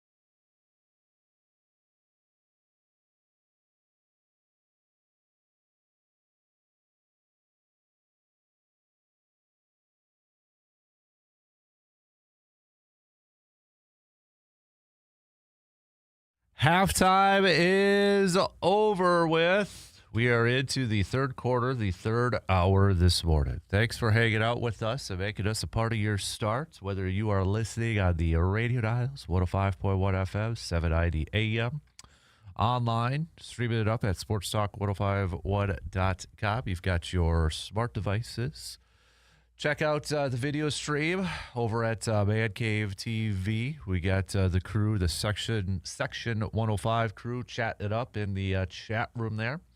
Would love it if you guys could ring that bell and click subscribe on the YouTube channel. We want to get quite a few, even if you don't go on YouTube, but you have a YouTube account.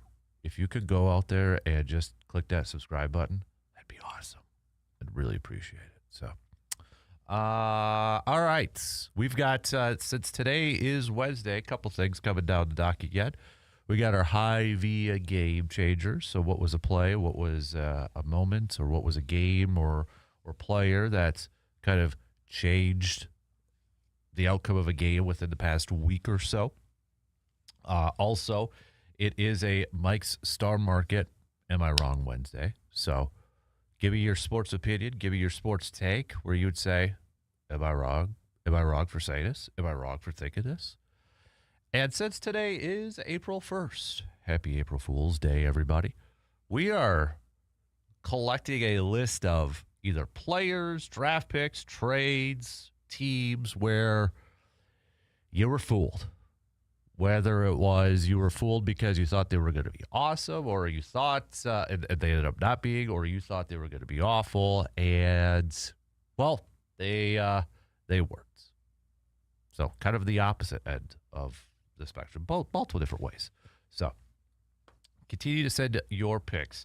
Again, thanks to one of our listeners in the Section 105, Paul. Paul has dropped off a bunch of cards, a bunch of graded cards, a bunch of case cards, packs of cards, and such, because every Wednesday we do a little Inside the Hobby. And coming up here in a little bit, I was doing some research yesterday for this segment, since it is April Fool's. Some of the cards that may have fooled people over the years in terms of, maybe kind of like those are going to be hot ones collecting, and maybe the value just like plummeted and such. So that's coming up here a little bit. But thanks to Paul here, we're going to be giving away some cards every Wednesday and such. So today, since it is baseball season, and if you're watching the video stream, we're going to be giving away a 1991 Kirby Puckett Score PSA graded 9 card. So, going to tell you how you can win this here in just a little bit here. All right. So, but just kind of want to give you a heads up. Maybe I'll just kind of do it whoever participation points. All right. If you can send me a player or a team that you were fooled by, I'll put you in the running for this. Okay. So, but big thanks again to Paul. This is a sweet looking card. So especially if you are a Twins fan or just a baseball fan here, maybe I'll put it up a little bit closer there. We're going to be giving this one away. So again, big thanks to Paul for doing that. So, Paul, you should like start your own like maybe breaks or something like that. Maybe you do it. I don't know about it. So, but all right. So let's more details coming up here in just a few minutes. Tell you how to win that, or put yourself in the running to win that card. Brewers yesterday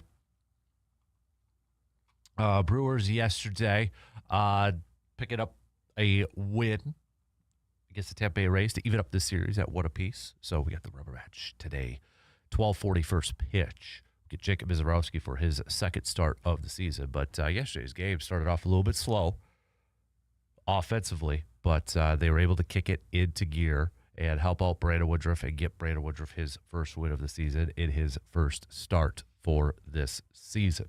Thanks to Terang's bases clearing double in the bottom of the 6th, Brewers were able to take that 3-2 lead, tack on a couple more runs in the bottom of the 6th, 3-2 lead in the bottom of the 5th, and then add a couple more in the bottom of the 6th, then one more insurance run in the bottom of the 8th. But Jake Bauers, for a guy that we were talking about in spring training, who had a fantastic spring training, absolutely fantastic spring training, kind of wondering, would that transition, would that carry over to the regular season? And as we are approaching the first week of the regular season, look at it, maybe it has, because in 19 at-bats so far, he has 2 home runs, 4 RBIs, even a couple stolen bases. He's hitting .316 so far with a .948 OPS. So bring a little bit of pop. Gary Sanchez also bringing a little bit of pop. He also has 2 home runs to tie Jake Bauers for the team lead. So Bauer, Sanchez, your leaderboards in the home run category. Then you throw in Frelick, Contreras, and Christian Yelich. Each have 1 apiece. But looking at Jacob Misiorowski's start for today, obviously he had a solid start opening day, right? Settled down after giving up the home run and he was awesome. I think the biggest thing now that I want to see from Jacob Misiorowski going forward is, okay, can we see that consistently? It's not going to be every start where he's going to be awesome. Not every pitcher is going to be like that. But can he take that next step to where it's more times than not, where it's like, I don't know, 75, 80, 85% of the time he's out there. And you're going to get a really good start from him. You're going to have a solid start from him. Because I think we all want to see, as Brewers fans, Jacob Misiorowski develop into that ace of the staff, right? I think we all want to see him develop into that ace of this staff. He's got the talent. He's got the goods to potentially be a future Cy Young Award winner. We know this. We've seen it. It's just, I think, one of those hurdles now, or one of those steps that he has to do, or he has to accomplish, is putting together multiple starts in a row where he looks like the man, where he looks like the dude. Not having the EKG, the highs and the lows, where a couple starts here, he's good, a couple starts, it's bad, then he's back to good and such. The emotions, we need to see it from a consistent basis. So even if he does it today, we want to continue to see it. Stack success, right? We talk a lot about stacking success when it comes to football and such. But we want to see that, I think, from excuse me. We want to see that from Jacob Misiorowski's standpoint, continuing to put together solid, really, really, really good starts. So, but that's kind of what I'm excited about for today, to see not only that, but also can the Brewers pick up and win another series and begin 5-1 to start their career, or to start their season, excuse me. So, first pitch again, 12:40. Coverage will begin at about 35 minutes prior, so you're looking at 12:05. And then later tonight, we've got the Milwaukee Bucks back in action. They're going to be taking on the Houston Rockets. 7 o'clock, coverage will begin at about 6:30. So, okay, tell you what, let's take a really quick break here. We'll jump more into some April Fools. All right, some more April Fool's stuff. Give me the player or players or moves, like draft picks, trades, or teams that you were fooled on. Brandon on the Section 105 said, where is it? Oh, we got a few more. So the Badgers fool me in every tournament since the 2 Final Four runs. Also, I thought Decker would have turned into a solid NBA player, fooled there as well. So, all right, let's take a quick break, and I'll tell you about how to win this shirtless Kirby Puck card. All right, tell you how to do that, and get to some more picks for April Fools, Sports Fools Day. We'll be right back after these few words.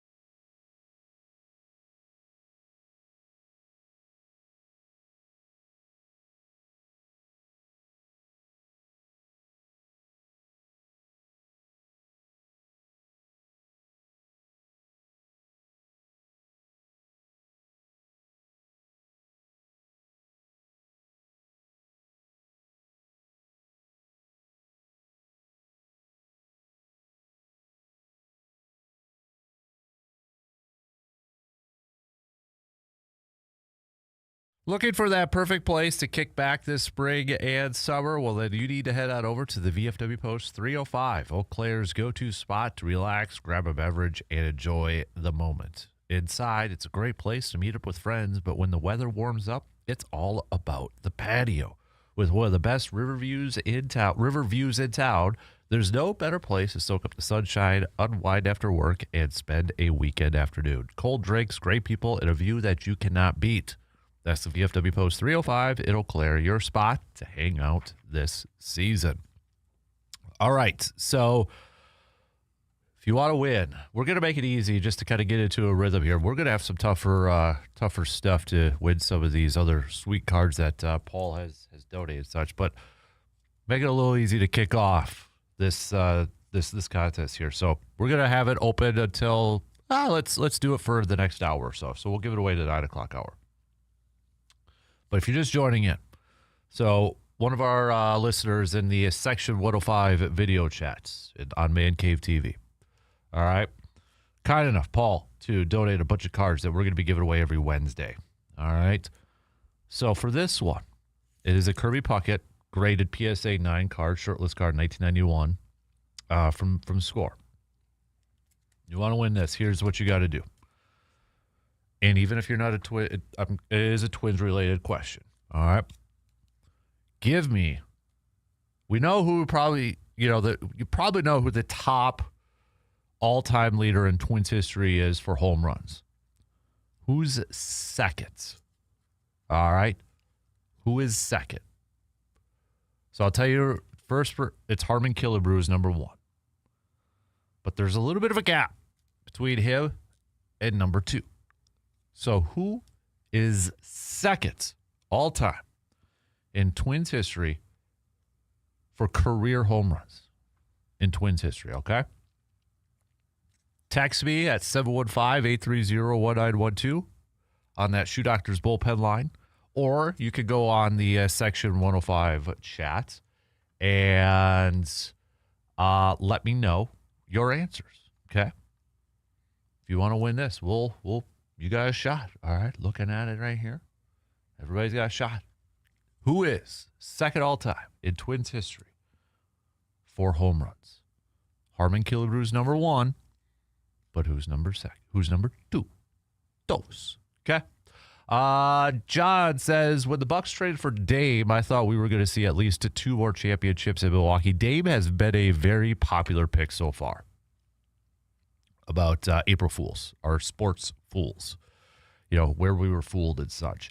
John, a little bit earlier, I didn't get to this one because I missed it. 2011 Philadelphia Eagles fooled me. Big names everywhere coined the dream team, but in reality, the locker room was a mess, and they didn't even make the playoffs. So, yeah, there's a lot of those super teams, right, that maybe sometimes we get fooled on. But I'll admit, yeah, the Dame's a good one. The Dame trade's a good one. Kind of got fooled there. Now, that's also kind of maybe a what if, too, in terms of, injuries. What if injuries didn't derail it? What if injuries didn't do this? If they would have been healthy when they've gotten to the playoffs, would they be different? Well, we don't know that. We'll never know that. But, I'll say, I think remember when Mike Sherman for the Packers go to football here for a second? Remember when he was general manager? I think he got fooled on a couple moves that he made. Remember the good old Joe Johnson and Hardy Nickerson era with Green Bay? Oh, that was fantastic. Eye roll. Got fooled on that one. Yeah, that was a big one. I remember that. I mean, they were names, right? They were names. So, but definitely got fooled. So, trying to think of some other. I'm trying to think of like outside. Packers ones are so easy because that's kind of where I'm at.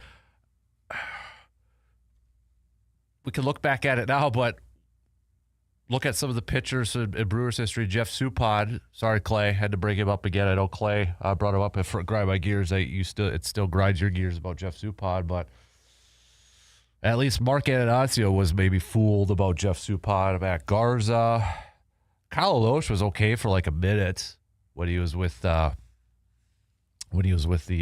Brewers and that. But I'm trying to think of,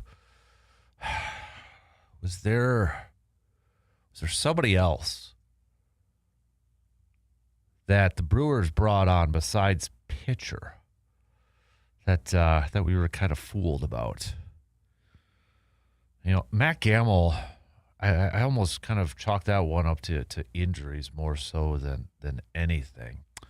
Ken Maka, I think he kind of fooled Doug Melvin when Doug Melvin hired him as manager, because that didn't work out either. So, trying to think of some other ones off the top of my head. But I mean, you know, you could look at Packers in football is so easy because you could look at draft picks, you could look at trades, you can do this. I mean, you could look at a boatload of that stuff, and you can pinpoint a lot of those, right? I mean, that one's kind of easy in that, to think of some of these other ones. I'm trying to think of some teams. I mean, you could pick a bunch of Packers teams and say, yep, got fooled with them because I thought they were going to be really good. Thought they were going to be able to do some damage and such. Hey, how about the 2011-2012 Packers, 15-1 in the regular season? I was fooled. I'll tell you why I was fooled, because I thought, yep, I bought playoff tickets. Got to see the NFC Championship game. We're going back to the Super Bowl. Fooled. Went to that first one against the Giants. Got lost. And it was the second time. The second time the Giants fooled me, because, or made me look like a fool, I should say, because I bought tickets to that 07-08 NFC Championship game against the Giants with the thought that I'm going to see them celebrate an NFC Championship game, and got fooled again. So, hey, we were all fooled when Favre came back too, so I guess we could throw that one into the pot of some other possibilities and such. So, it's part of sports, though. Like, everybody has been fooled. General managers have been fooled. Scouts have been fooled. Coaches have been fooled. It's a part of sports, and it's a part, I would argue, and it's part of my "Am I Wrong?" from Mike Starmarket. But am I wrong? It's part of what makes sports fun and what draws us to it. I mean, what did a lot of us just do, and we're wrapping it up? Brackets. We're picking brackets. We're making picks, bracket challenges, right? A lot of people got fooled on teams that they picked to go far. Maybe they had Florida going all the way. They got fooled. That possibility of us getting fooled or proven wrong or however you want to phrase it is kind of an addicting drug to being a sports fan, I think, because we want to be proven right? We're our armchair quarterbacks. We're our Monday morning quarterbacks. We're sitting here talking about this and that this team should do this or so-and-so should do that because we want to be proven right. And then more times than not, we're probably wrong. Or we're made to look like an idiot. Like, how could we think that? Or how could we possibly think that? It's kind of an addicting drug, though. And I feel like it's part of what keeps us being, a sports fan or loving sports, because we want to be able to look like the smartest person in the room. We want to be able to predict this to happen. It's why I love the NFL draft, which is coming up in a couple weeks now, at the end of the month here. We're fools. How many of these draft people, when they do their mock drafts, get less than 10 picks correct? But that's a decent number. Like, I'm ecstatic. The one year I got 10 right. It's like, boom. It was awesome. And a lot of the other picks were made to look like fools. But we are addicted to it, man. We love it. We love this thing. And we're so bought into it. So everybody's been fooled in the sports world, man. Everyone's been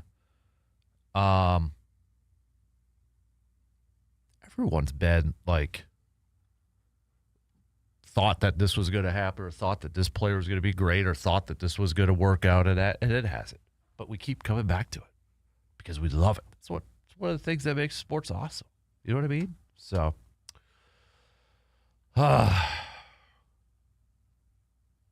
we've got Brandon Wolf. I thought Favre was actually going to take the Vikings to the promised land. Then Favre did Favre things in the NFC Championship game. Never trust the Vikings. So, and as Paul said, also that Kirby is not the best card, so keep tuning in. Exactly. We're teeing it up here. Got to save some of the best for last, right? We'll mix it in there and such, but just to kind of kick it off, we're going with a little baseball theme with Kirby Puck. I got quite a few texts already, so if you're just joining in, giving away a thanks to Paul again, 1991 PSA graded 9 Kirby Puckett Dream Team card with a simple trivia question. Who is second all time in Twins history for home runs? Okay? We know Harvey Killebrew is number 1, but who is number 2? Because there's a little bit of a gap. That's the one hit. All right, we'll take a quick break. And we'll be back to let's talk some more football. All right, so let's do that. Switch gears here a little bit. We'll talk some more football. So we'll be right back in just a couple minutes.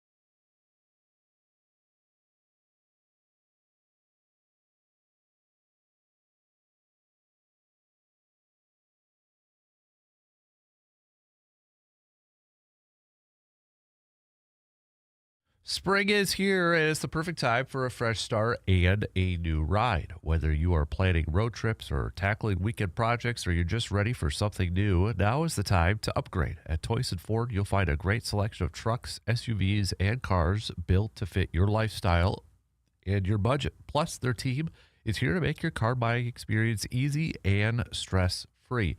This spring, try something that you love. Toyson Ford, your next adventure starts here. You can check them out at toysonford.net or visit them at 1000 Chippewa Crossing Boulevard in Chippewa Falls. So, Sturgeon Keith says, on the last day of the 1979 baseball season, I went to the Twin Cities to see the Brewers become the first team ever to not be shut out for a whole 162-game season.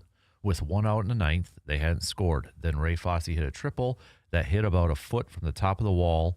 Hope returned. Then he was thrown out at home on a ground ball, and the dream died. April Fools on me. That's a good one. Not for you, but that's a good story. Tim of the Cooley region, Chicago Bears got fooled on how many quarterbacks? Fair. Could also probably say the same thing with the Cleveland Browns here too. So could throw those in there. But yeah, those are some good ones. Those are some good ones. All right, keep those coming. If you're just joining in, you're like, what are you guys talking about? Doing our sports version of April Fools. Who are the players or the teams or some of the front office moves that you were kind of fooled on as a fan? All right. You thought, oh, that's going to be a good move or that's going to be an awful move, and ended up being good or bad. One or the other. So, but keep those coming. All right, keep those coming. So, and we'll get back to some more coming up here in just a little bit here. So, yeah, we got quite a few Packers ones on here too. So, I'm trying to go through. You know what? I'm going to save the card stuff on here because I see some of the boys in Section 105 are talking about that. But I'm going to keep that because we're going to do our Inside the Hobby segment coming up in the 9 o'clock hour. But this one was a little bit ago from Brandon on there. When I was younger, I thought Kajana Carter was the next big thing. Collected him hard. That retirement investment didn't plan in my favor. I remember I was a Kajana Carter fan too, Brandon. I remember I had it was PS1. I think it was like Game Day he was on the cover of. I think it was that. But then I remembered that I would just play as the Bengals and trade for Favre. And hand the ball off to Kajana Carter. So, Tim, in the Cooley region, no, nobody has mentioned the Herschel Walker trade either. But maybe if you are a Vikings fan, you probably would, possibly, right? So, what about some of the other trades? What are some other big trades where you're just kind of like, April Fools. April Fools on that. What were some of the most lopsided trades that we could call as like April Fools? There's got to be some that I'm just kind of blanking off the top of my head. Got to be some good ones.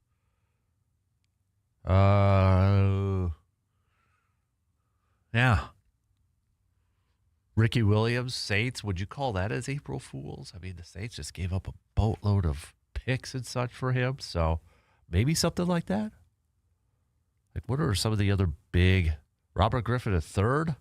I mean, it was great for a year, and then the injuries kind of just like... 49ers got so lucky.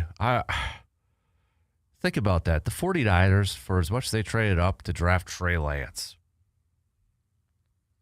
and plays a couple games for them, if Brock Purdy doesn't develop into something, I don't even think Kyle Shanahan's still the head coach there. I don't think John Lynch is the general manager over there. They avoided one of the biggest April Fools jokes out there. I mean, think about it. How many other teams that make trades like that to move up to get a quarterback in a draft and trade a lot of that capital, and where the quarterback doesn't work out or the pick doesn't work out, and they're still around because they still win? They overcame some of that. I mean, I don't know if that's, I term that a little bit on luck.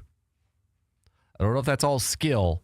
I call that a little bit of luck, considering everything that transpired. So,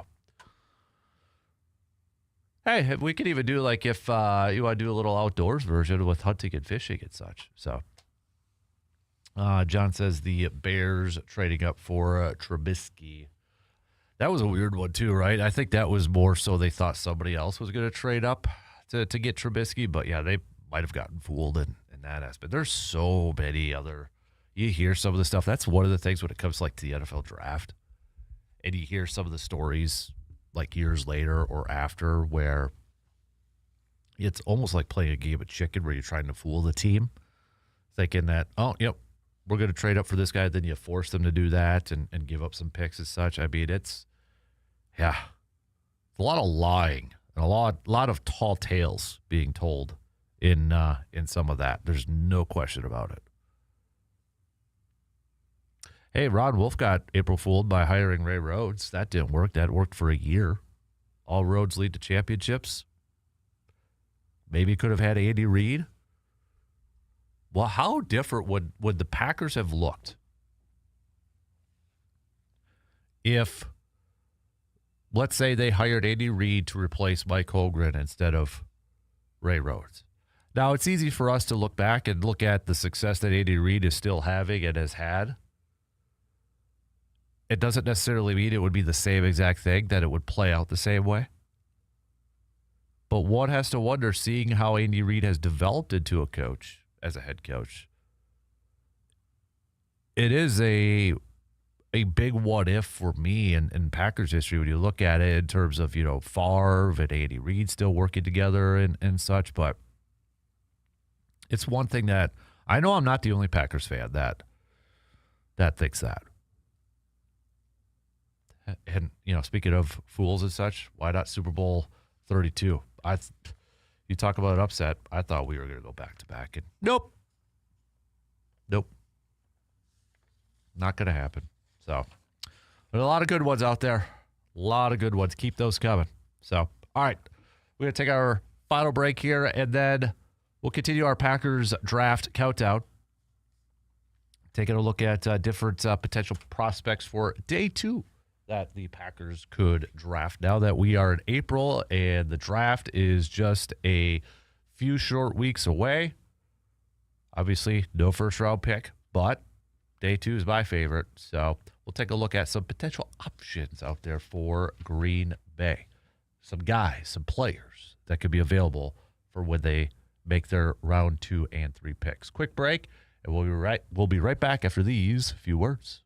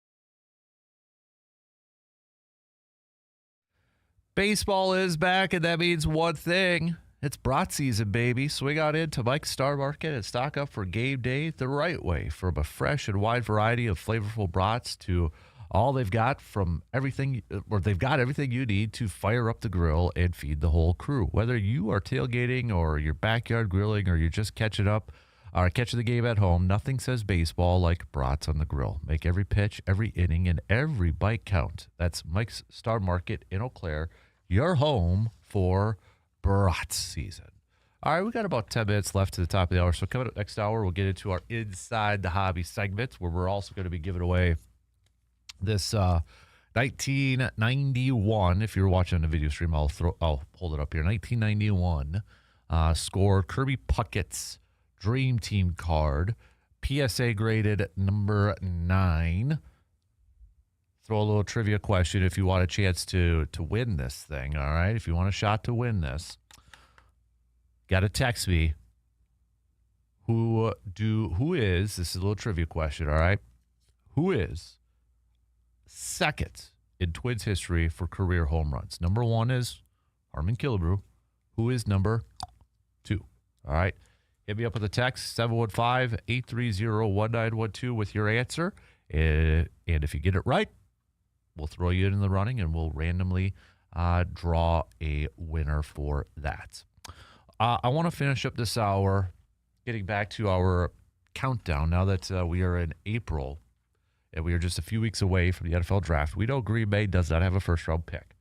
But I love day 2. I love round 2 and 3. I think that's, especially over the last few years, we've seen Green Bay find some really impact players. Or players that have contributed right away. You know, the Javon Bullers, the Edrin Coopers, the Tucker Crafts, the Jaden Reeds, et cetera, et cetera, et cetera. So I am excited to see what Green Bay can do in day 2 and 3. And, you know, usually we would do kind of some first-round prospects and such. Day 2, rounds 2 and 3, it's a little bit more open.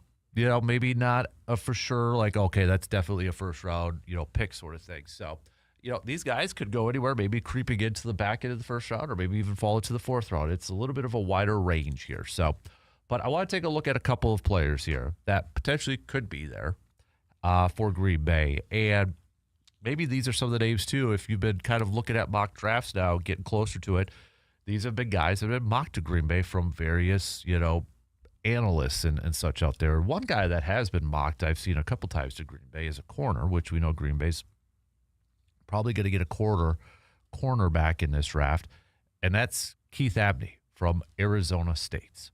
Keith Abney, just looking a little bit, and if you want to learn more about these draft prospects and such, if you're not really familiar with them, I will keep plugging this, but NFL.com, Lance Zierlein does a fantastic job breaking it all down and comps and, even some scout quotes about him and such. But Keith Abney, he's 5'10", listed at about 187. And what they say about him is that he's a feisty boundary corner with the makeup to slide inside and become a problem for offenses as a pro nickel back. His coverage IQ and competitiveness are allowed on tape. He pairs impressive instincts and recognition with the ball skills of a receiver. He's physical and press, but he loses ground and picks up penalties when it hits the 3rd level. His top-end speed and closing quickness from depth are average. He's also average in mirroring a shifty release, so rookie reps inside could be a little bumpy. Abney profiles as a zone match nickelback with a physical press presence. Has one quote from a AFC regional scout saying he's trusted and well-respected in Arizona State's building, very competitive, very smart. A lot of that sounds great, right? Sounds awesome. It's like, let's get that guy. Except for maybe a couple things. The penalties also is a top priority for Green Bay right now, a slot or a nickel corner, when you got Javon Bullard kind of in that spot right now. Do they need more of that boundary corner? Excuse me. And it says, feisty boundary corner. And maybe you could play boundary corner at 5'10" for Arizona State. at the college level. But does that work? Can that transition to the NFL? What he's going to be going up against? Bigger quarters or bigger wide receivers on the outside. So that's the question. If this is a guy that's on that draft board for Green Bay, and they're looking at him, and if he's there, and they want to draft a quarter, how much are they going to factor in his size, and how much do they feel like he can maybe play on the outside? Or maybe they just really want to get another nickel quarter and such and move Javon Buller a little bit more around in a typical safety position sort of thing. But you like the traits that he brings. It's just, I think the two red flags, and no pun intended, but the two red flags are going to be, okay, penalties can be an issue, and his size. Would he struggle on the outside against bigger, taller receivers? Another player here, I'm going to go back to the defensive line here. We're going to go back to the state of Georgia, the College of Georgia. Georgia defensive tackle Christian Miller. You're talking about a big human being, 6'4", 320 pounds. All right. Miller, according to Lance Zierlein, is an even front nose tackle who can rattle pads and gain early advantages at the point of attack. He has good stack and shed against single blocks, but lacks the prototypical mass of a space eater. He will lose his anchor to double teams and strong angle blocks at times. He's average at matching lateral movement off the snap, but is generally aware of play design and hustles across gaps to squeeze run lanes. He'll continue to bulk up and should become a good starter who is more consistent than dominant along the interior. One scout said he's solid and tough, and that's a valuable position, so he probably goes earlier than you think. We know Green Bay needs some beef on that defensive line. We know they probably want to improve, defensive line in terms of stopping the run. The biggest question for a guy like Christian Miller, for what we think the style of defense that Green Bay is going to play is he big enough to play a nose tackle? Is he big enough to eat up some of those gaps? Because a little bit of that write-up, it kind of gives the impression that, no, maybe he's not. He's not a big sack guy. You look through his career at Georgia, 1.5 sacks last year, 1.5 sacks the year before, just 1 sack in 2023. He's your guy that you put on a defensive line to help stop the run. But if he's struggling with double teams and he's not, a big-time space eater, does he fit in that style of defense that it seems like Green Bay wants to play? Now, is there room to bulk up? Absolutely. He can do that. And maybe they feel confidence in his ability to get bigger, or they feel confident like, okay, he's got the tools, he's got the traits. But again, these are round 2 and 3, right? These are historically, especially under Goody, you're looking at guys that are going to be able to come in, or you want guys that are going to be able to come in and be contributors right away. So is this a guy that you could put in as a nose tackle in a 3-4, or do they view him more as a end in a 3-4, which right now it feels like that's Devontae Wyatt and Hargrave. Maybe this is a replacement potentially for a Devontae Wyatt, another former Georgia defensive lineman. So that's the biggest thing for this player, for Christian Miller, is can he transition to a 3-4 defensive lineman?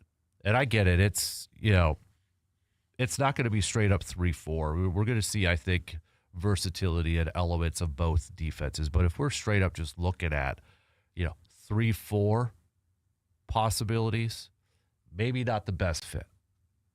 But, hey, maybe they view that he can go over and play an end on a 3-4, or if he bulks up, he could go in and slide inside.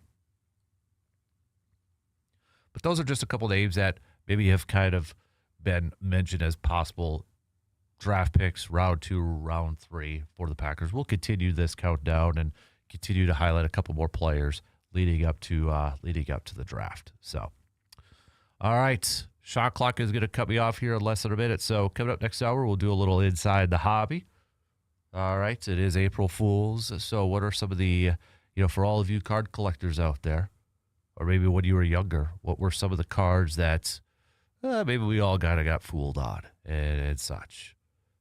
I was looking some of these up from last night and such. So kind of some interesting names thrown out there. So we'll hit that up and continue to send me your players, your teams, or your moves, sports moves that you were fooled on. Yeah, I thought this was going to be the biggest or a big free agent signing, or that draft pick was going to be awesome, and it wasn't. Send those on over, all right? 3 in, we got one more to go. We got news updates, and we'll be right back after these few words.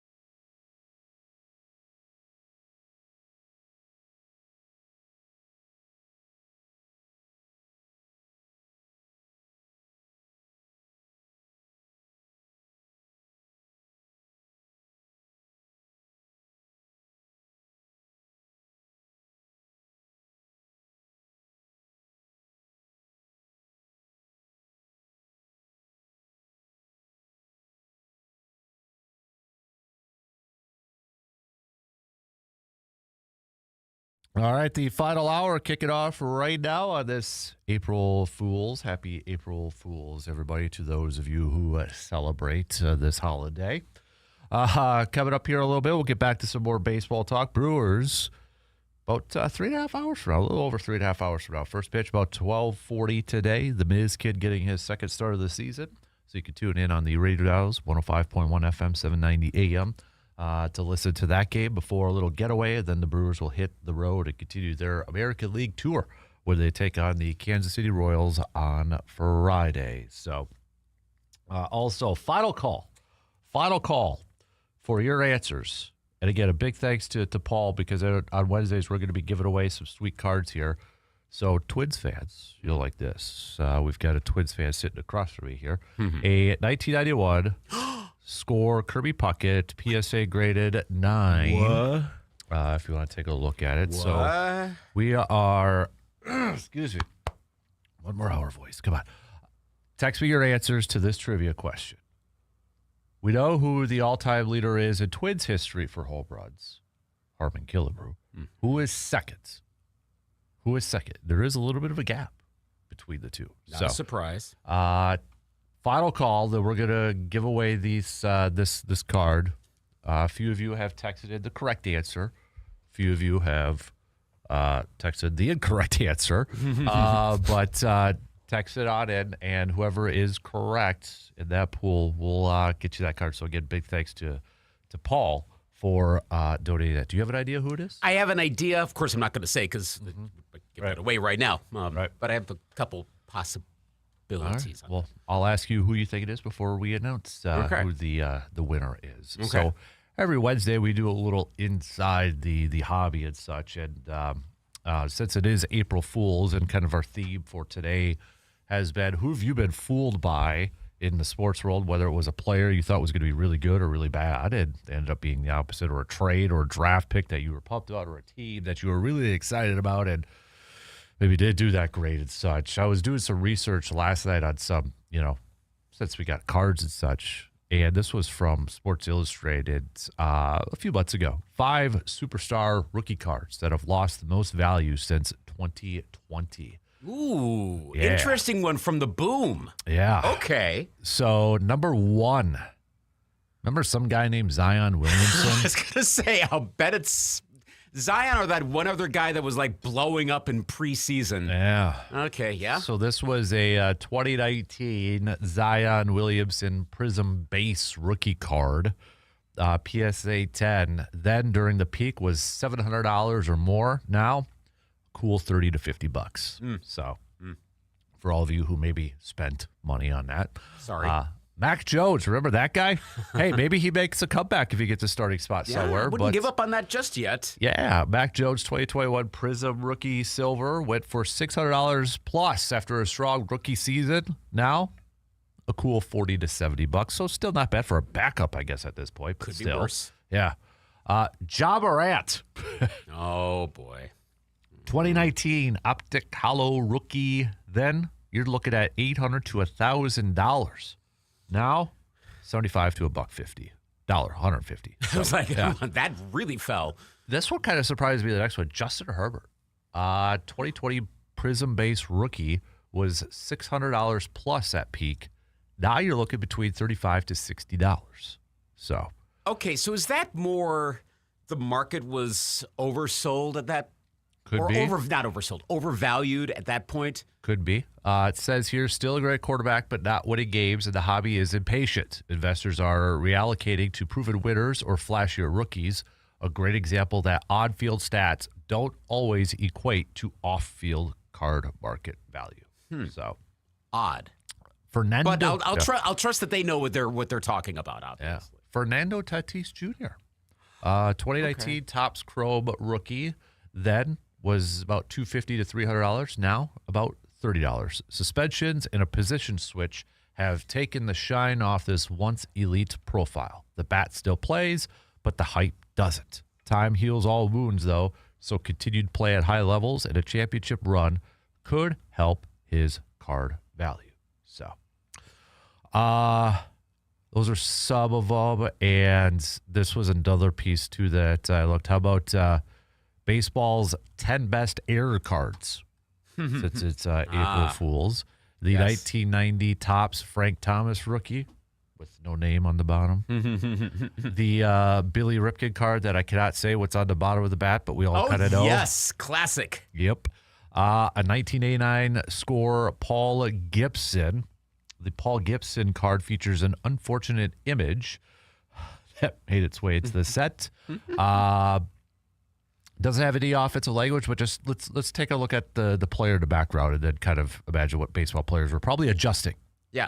In the background, if you don't know, not that familiar with that card. So, 2006 Topps Alex Gordon.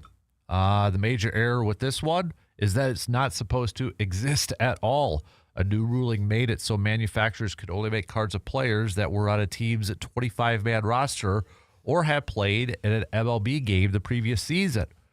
The number 2 overall pick in 2005, Gordon didn't qualify. He was originally included in the set before Topps made a last-second change to remove him, but not before cards had already been printed, packed, and shipped to stores. Some collectors were willing to pay thousands at the time for even raw copies, and high-level grade examples are still valuable today.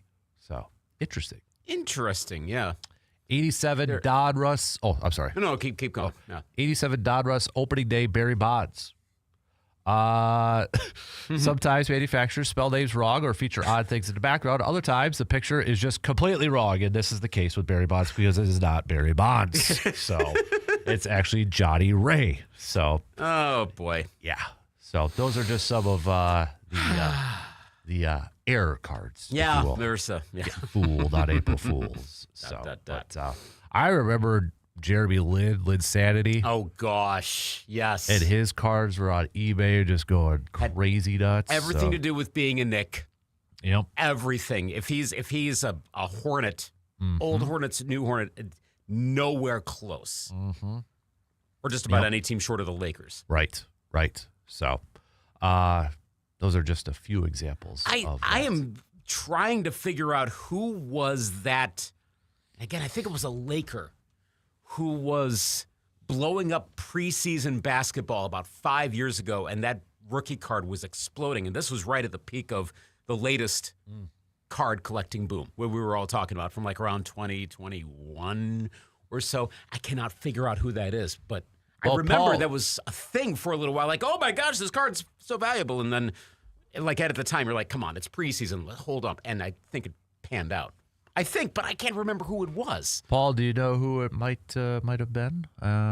Just Paul, who's donated these cards and so would it have been Austin Reeves? I'm seeing some of it that I saw Austin Reeves come up when I was doing some searching on that, which would not to the level of like SGA or someone like that, but Austin Reeves turned out to be a pretty good player. So maybe it was, but I want to say it was someone else. Could be wrong. Okay, maybe he knows. All right. I could go through old Bill Simmons podcasts because that's where I heard it, but that's a lot of podcasts to troll through to find. Yeah.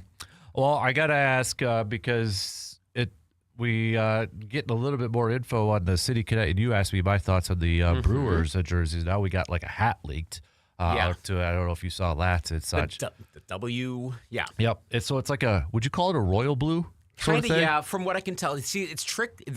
For anyone who hasn't seen it, these are tricky because they were taken in like it's not like way off color, but it was like racks of clothes. So you're not going to get the best lighting. So that's why I'm holding off a little bit on assessing the colors on these. But yeah, it does like there's wheat and there's orange, and then it looks like a royal blue. The headline, it's royal blue cap, royal blue jersey, from what I can gather. Yeah, What you asked me, but I like it, but apparently a lot of people don't. Yeah, you seem to be the exception for. Okay, again, the worst thing you can do when you're trying to assess something is say, well, comments online. Yeah. But comments online, for the most part, from what I've seen. So of course, that's also where am I going? What social media am I seeing, et cetera, et cetera. But also like the Chris Creamer sports logo fan forum. Not a lot of comments there. A lot of people have been focusing more on the Brave City Connect, which. Dang, I gotta say, I love that one. The TBS tribute one. They don't like it. I'm seeing a lot of people ripping on the Wisco's part. Interesting. But either because they just think it's lame, or I'm seeing Wisconsinites going, Yeah, no one around here says that, or like I hear it a couple times, but no one in Wisconsin says Wisco's, which surprises me a little bit because we have it here, both in the form of an establishment, in the form of on the radio. It's around. So it's not exactly like it's not like one of those terms that, like, I think San Fran is a good example of something that we think is fine. But like if you ask San Franciscans, they're like, no, no one says that around here. I don't think it's quite that erroneous. Plus, why would the Brewers screw up like that? They wouldn't. Why? So what if it was switched from Wisco's to Scotty's? I think that would be a little better. There was literally one person on the Chris Creamer board that said Scotty's would be better. Oddly, I think Scotty's might invite more national derision, whereas I think in the state, I think it would go over better. Two things on this. One, what's ultimately going to matter is, are fans going to end up buying this? They probably will. Again, of the unscientific sample here in our building, there's probably 3 big-time Brewers fans I know. You're one of them. Like, very outward, open, like, I love the Brewers. You liked it. One other person liked it to the point where they're like, I'm going to buy the jersey. And the third was like, yeah, I don't like it. Again, that's a sample of 3 people. But they might have focus grouped it enough to go, well, people will buy it. It says Wisco. It's not the worst I think that's thing. probably why I like it, because it's more of a state thing instead of just, Milwaukee. Dovetails with what Pat Murphy said about we're a state team. I mean, there's something to be said for that. It's going to be around for 3 years, and then they'll do something else. Unless this is like this, before I get to my second point, I think this might end up going the same way as the NBA, where you kind of run out of good ideas after a while, and you start bringing them back. We've seen that with like pretty much all the city jerseys in the NBA now are prior versions. They've stopped coming up with a new one every single year. Baseball is going to take longer because they've staggered the releases, and each one lasts 3 years. But I wouldn't be surprised if, maybe this comes back, well, I'm talking like 6-9 years down the road, but that leads to the second point. The Brew Crew one, by all accounts, went over really well. It's probably one of the most praised ones, both nationally and within the state. How many people do you see wear one of those jerseys? I liked it, and I'm a little more skeptical on the City Connects because it's getting away from your core identity. I like it, and I thought, it says Brewers without being a clone. It's like an alternate reality Milwaukee Brewers. Have you heard anybody about the issues with the coloring of it? A little bit. Because, like, let's say if it was the Brewers' colors but the same day, would it be different? I think a little bit. I think the Wisco's thing is probably what's going to get the most attention, but I see a little bit on the orange. Yeah. Like, because I'll tell you what it kind of reminds me of is, like, Bears colors. Yeah. You know what I mean? Like the blue and orange. I know it's a lighter shade of blue, but still. I didn't immediately think that, but the fact that you're saying that, there's got to be others. And remember, we're in an area that's, there's plenty of Bears, rivalry, but it's not as hot as down there, especially. Yeah. But that's going to matter a lot more because that's Milwaukee. It's right by Chicago. I think anytime you're getting away from the ultimate look of the team, that's one of the biggest criticisms of the NBA city uniforms, that some of the uniforms don't look at all like the teams that are wearing them, which I know that's sometimes the point of, like, we're representing the city, and the city, some given city might be associated with a different color.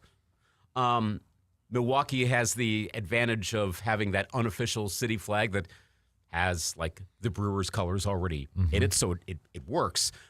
So, I think it'll be fine. It's not like it's like green and purple or some odd brown and black or something where you're like, what are you doing with this? I guess we'll see when it actually gets unveiled, how it gets rolled out.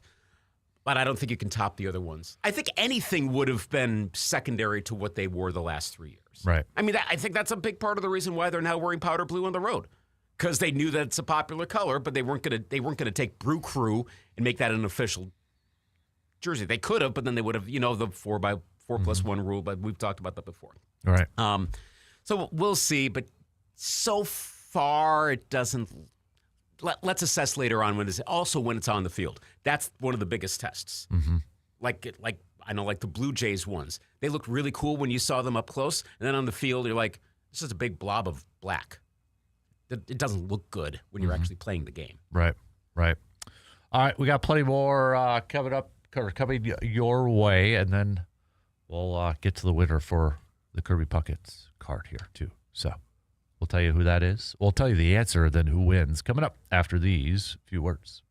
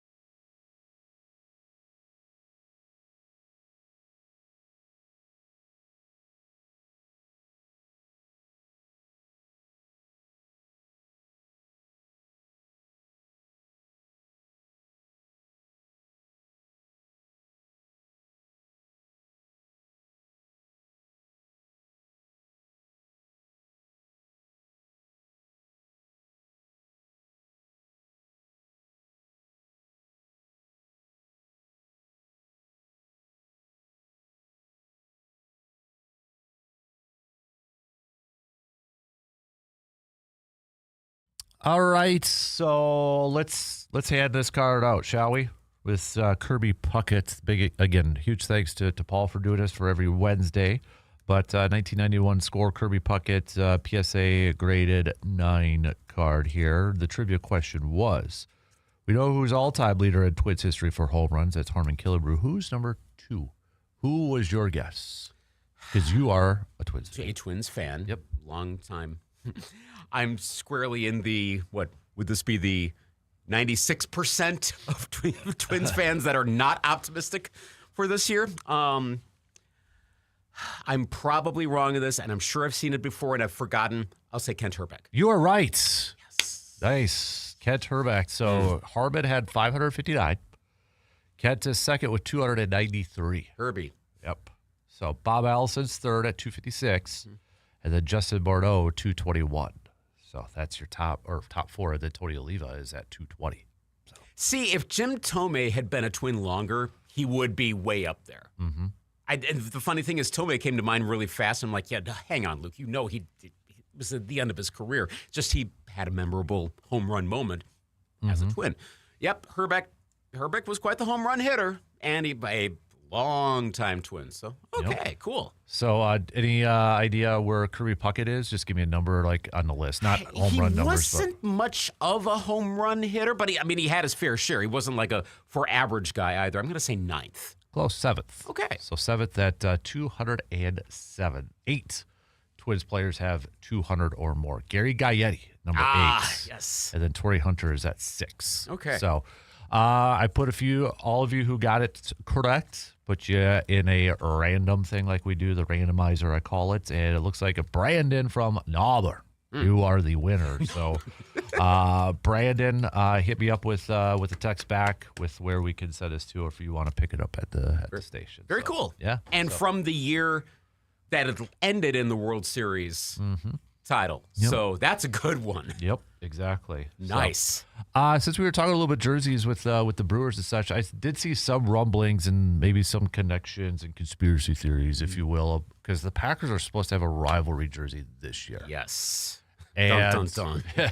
And if you go daily or every other day like I do on Packers Pro Shop, you might have noticed that they've got new helmets, a full-size replica and the mini one available to buy. It's a new one. It's a cream-colored one with a retro logo on each side. Well, it's the old logo with like the Wisconsin logo in the background, kind of the Heisman pose football player in the front, and on the other side, Goes way back. Yeah, it's got the Packers scripted on there, which has some people wondering, is that the rivalry helmets logo? Now, the more that I think about this, now I'm thinking it's not, because they wouldn't roll out a rivalries helmet right now. Like there are plans for all the sports, all the leagues, I should say. They have their plans. Like if this were a genuine, okay. Now they kind of did it last year with that leather helmet, though, didn't they? That's true. But if I recall, last year the NFL had like all the rivalries uniforms come out at once. This was a plan, and then they held off on it also until like right around the season. It's not like now with like, gosh, I almost called them the Oilers, Freudian slip. Titans a couple weeks or 3 weeks ago, and now the Falcons tomorrow, Commanders in 2 weeks. Like you get the new uniforms from next year coming out now. The rivalries ones, I think they want to save so they can get their own attention in real time. I'd be odd that the Packers go right out and say, yeah, but we're going to show you the helmet here without any like storytelling, hype video, anything. It shows up at the end of March. That seems odd for something that's going to get even as a 1 game per season alternate, it's still going to get a lot of attention. So as much as, again, subjectively speaking, because it's art, it's aesthetics, I like it. I don't know if that's going to be it. But on the other hand, that one guy that has like an inside source and it revealed a fair amount of info about what we're going to see, and he's been proven largely correct. Even this one guy that he's been cited on the Chris Creamer board, the sportslogos.net board, and he'll change stuff based on what he sees as time goes along. He said green. We saw that. You and I saw that here in the studio, that green was going to be the baseline color. We also know that the rivalries uniforms so far, the 8 that came out, all broadly stuck with the team colors. Alternate versions of the colors, but it was the team colors. Unlike the NBA cities and the MLB City Connects, where sometimes you'd get a completely new color scheme. NFL is largely sticking to that. I think some of that has to do with, it's a combination of the shield, the whole Roger Goodell branding thing, but also there's 17 games in a season. any given game is going to stand out more, so you don't want to have something look completely different. Percentage-wise, it's bigger, whereas and I know some NBA and MLB teams where their city ones all the time and they look totally different. But I think there's an intention in the NFL of we got to keep the fundamental look here because we don't have that many games. So green makes sense. They're not going to do trying to come up with like silver and brown. It's like, what would be something that wouldn't clash with a rival and also wouldn't be the Packers? Like, that's probably no. They're going to be green and gold, but it might be, well, gosh, the '90s forest green and old gold when they were trying to do the New Orleans Saint or the Notre Dame New Orleans Saints kind of thing. I mean, maybe that's ultimately where they landed. I'm not saying that they're going to try to do like we're doing the uniform that we almost did. No, but I wouldn't be surprised if that's the end result unintentionally or largely unintentionally. What do you want to see ultimately now that we've gone? Like, we bounced the cheese. You had the cheesehead theory for I think it's still a cheesehead thing because, I mean, they own the licensing and they own that thing. I feel and did Ed Policy make a comment about when it's like something Packers theme, when you think about Packers, this is what you think of sort of thing. Yeah. And I'm like, it's got to be something like that. Right. So. Yeah, the thing that. And it just makes it, I feel like you could make that helmet yellow and then just make like circles so it looks like a cheesehead. Yeah. It'd be easy enough to do. It might look corny as all hell, but right. It would. Yeah. It would get attention. And I don't think they ultimately do go that route, but something other than. It ain't going to be beer. No. And it's not going to be deer hunting, blaze orange for a pretty big reason. Yep. You don't look like the Bears. Right. So like every team tries to be all serious with their uniforms. It'd be kind of funny if the Packers are like, you know what? We got cheese. Maybe it's just a face of Lombardi. Oh, gosh. Why do I keep thinking of that Golden Gopher alternate helmet with the really big Goldie on? You know the one I'm talking about? Yep. I don't know if that's the best look. That would be funny as heck. Let's get a picture of just Ray Nitschke. Oh, my.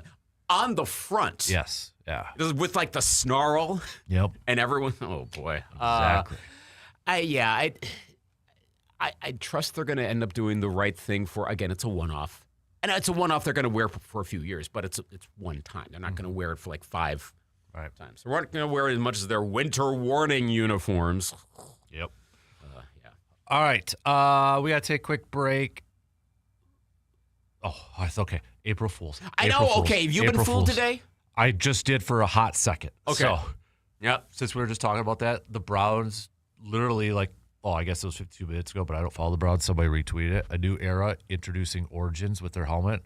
It's like, what? April Fools. April Fools. April Fools. Yes. I've already been fooled today. Yep. Happened really fast. I didn't have time to think about it, and it was a good one. Yeah. All right, quick break. Speaking of April Fools, final call for who have you been fooled by in the sports world? Player, team, picks, trades, all that stuff. Somebody threw out Herschel Walker, so you'd be on the side of that. There you go. But plenty of those to get to. Final call for those. Send those on over 715-830-1912. Quick break. We'll be right back after these few words.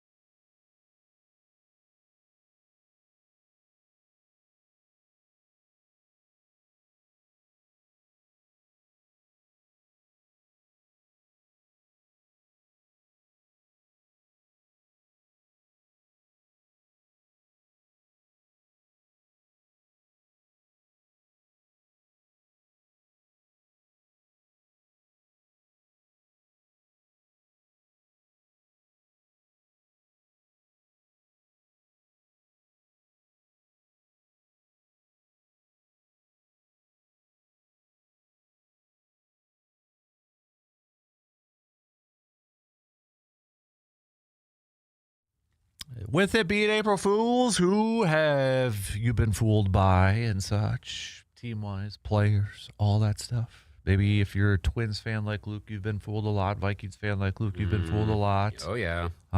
In that, but at least you're not fooled probably by, hey, maybe on a positive side, the Twins make the playoffs, you'd be fooled this year, right? Yeah, right, yeah. That way. I could be pleasantly fooled. Yeah, but you saw what poll was it the Athletic about enthusiasm for the fan base, and the last place team was the Twins. Yeah, it's like, what, the average was 62%-ish or something, and most fan bases, I'd say like 2/3 were about that or higher. Then there's a few that dwindle down to the 50s, 40s, 30s, and then maybe the upper 20s, and then there's a cliff. The bottom two are the Angels at like 5-ish%, and the Twins were last at 4-ish%. Yeah. Which I understand Angels fans are just like, what? Yeah. If it didn't work with Trout and Ohtani when Trout was healthy, why is it going to work now? Yeah, nothing's going on. And Artie Moreno, it's kind of, with the exception of the superstar aspect, it's kind of like the Twins. Like, they got an owner who's like, nope, I'm keeping the team. And the owner screwed up over and over, like, great. So we have no hope now. Yeah. Though they have the Ohtani thing of like, oh, watch what's going on a few miles away to the northwest. Whereas Twins fans are just, well, we've litigated that plenty. Yep. Yeah. And no, I'm with them. I don't know how much of that poll also was that. Well, was that scientific or an opt-in one? I think it was. It had to be like an opt-in because the Yankees fans were like at 60%. Yeah. It's like, really? Come on. Yeah. I mean, if you actually did a poll, White scientific Sox fans were like 60-some too. I know. They were like, I guess they're bounding back from the bottom, so there's reason for hope. Yeah. I'll bet if the poll ads suddenly turned around and did say they were going to sell, and you did that poll, let's say that happened next month, and you redid the poll, Twins fans' optimism would probably skyrocket to like 70% overnight. Mm-hmm. Yeah. I think that's a lot of it. It's the poll ads. Mm-hmm. It's the poll ads, the poll ads, the poll ads.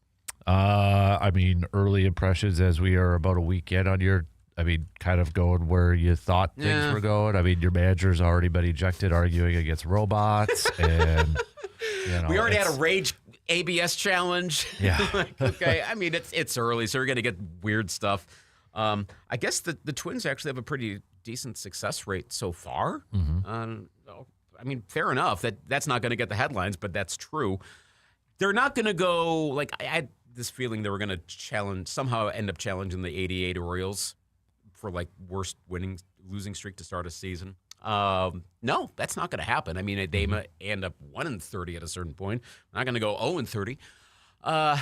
There's not much to write home about. Bullpen might have its moments, but for the most part, they suck. Sorry. They do.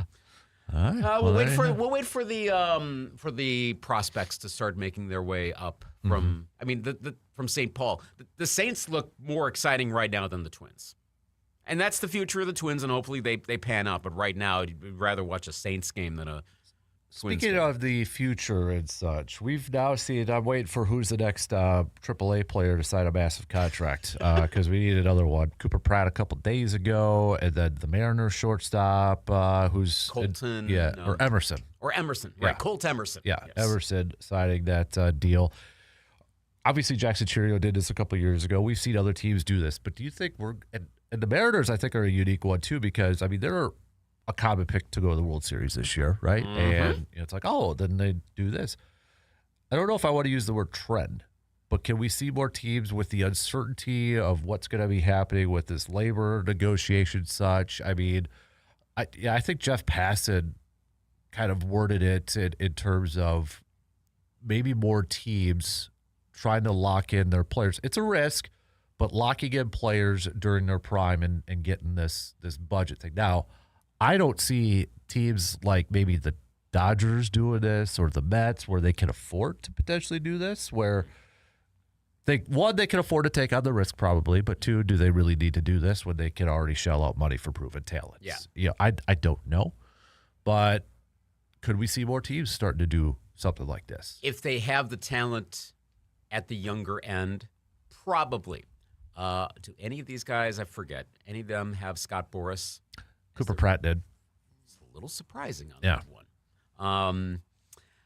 I I think you might. I guess it's a question of how much do the owners have faith that the economic balance will be bettered with the next labor agreement.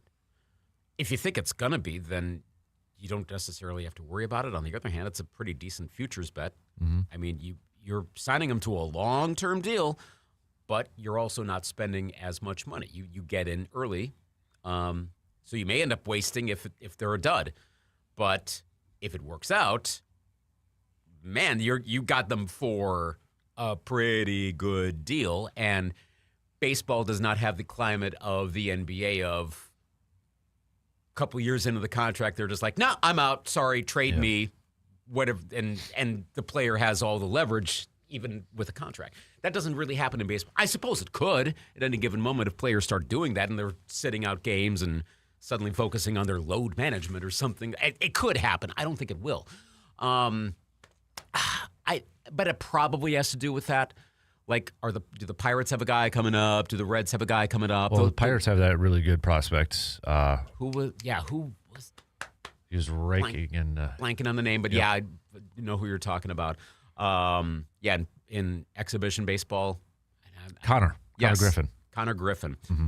Do they do something like that? If the Pirates do well, something, if they didn't do it with Paul Skeens, no. But I wonder if with Skeens it was so obvious he was going to be good, and maybe Boris. And I think that's the line for some of these players.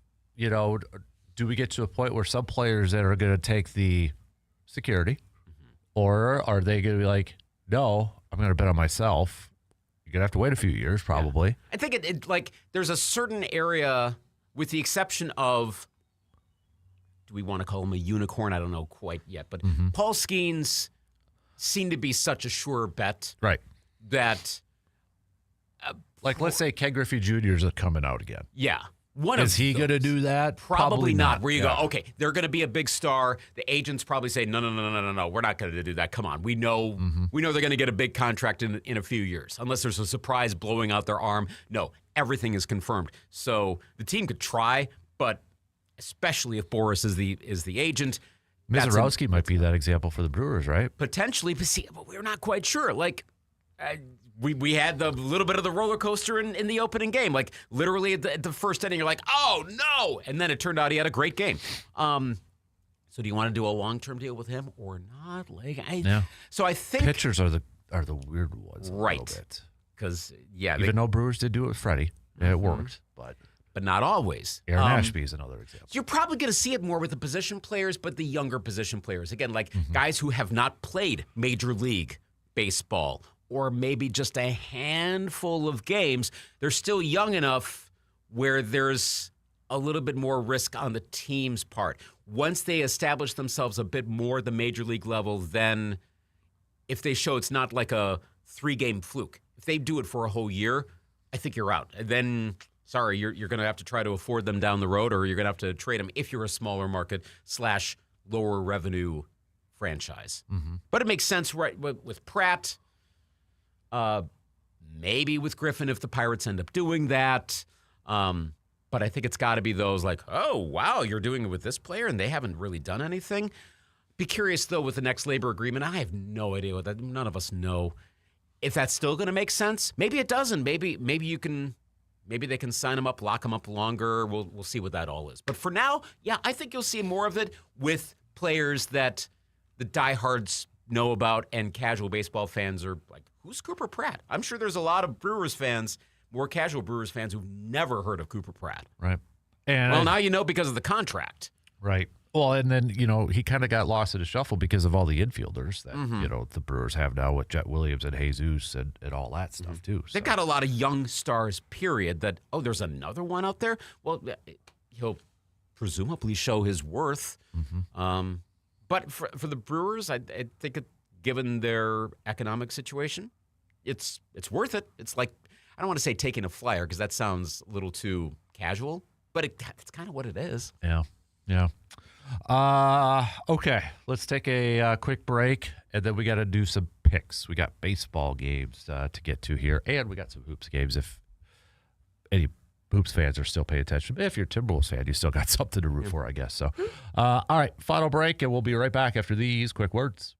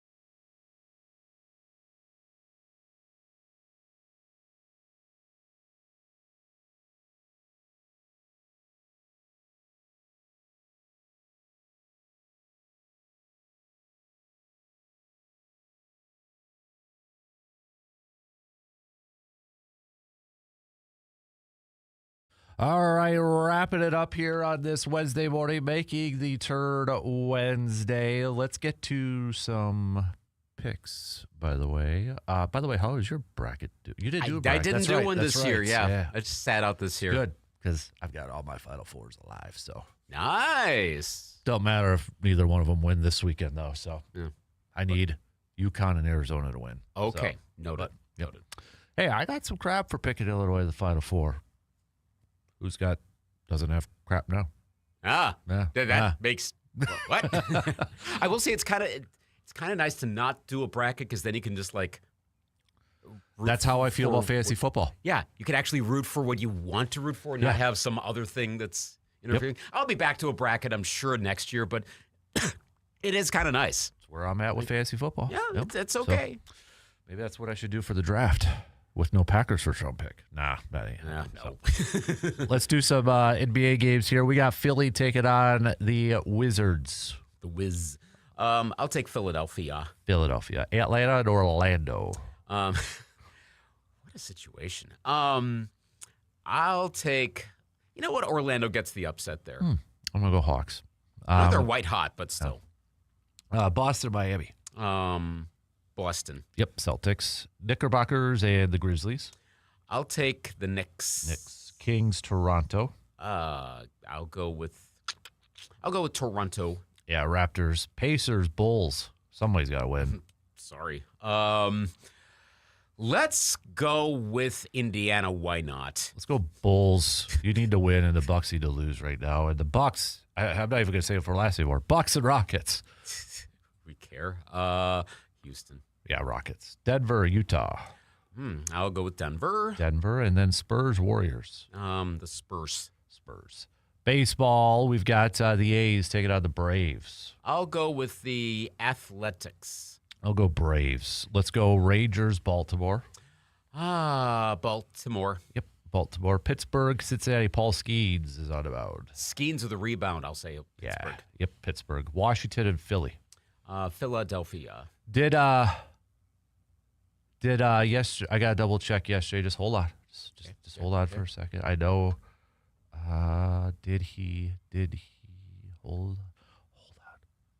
Joey Weaver went hitless. Oh, the streak stops. It's over. All right, never mind. Okay, back to our regularly scheduled programming. Who was it? Washington. Yeah, Philly. Colorado and Toronto. Blue Jays. Yeah, Blue Jays. Let's go Chicago and Miami. Which Chicago? White Sox. I'll go Chi Sox on that. I'll go Miami. Just for the fun of it. They'll probably lose. Let's go Mets and Cardinals. Mets. Freddie Peralta's on the mound today. Tampa Bay. Nope, save that. Boston, Houston.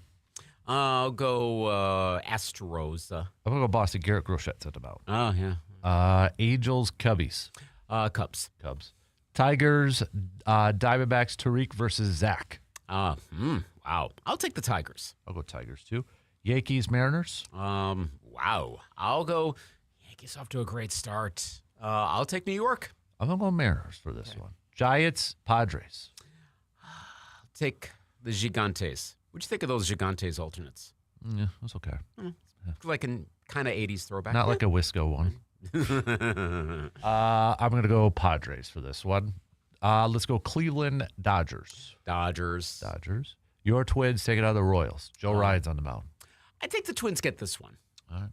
I'm going to go Mariners. Or not Mariners. Royals. Sorry. Cold medicine's now kicking in, okay. I think. And then the series finale, the Rays versus the Brewers. Drew Rasmussen versus Jacob Mizorowski. I'll take the Brewers. I'm a little worried that Miz will have a not as good of a game, but I'll take Milwaukee. I'm going to go Brewers, too, to win this series. And with that series, one more pick. Will umpire C.B. Bucknor blow or call somebody out for not touching first base over under a halftime in today's game? I will take the under on that. I'm pretty sure that's one of those mistakes you're like, I will never, ever make that mistake again.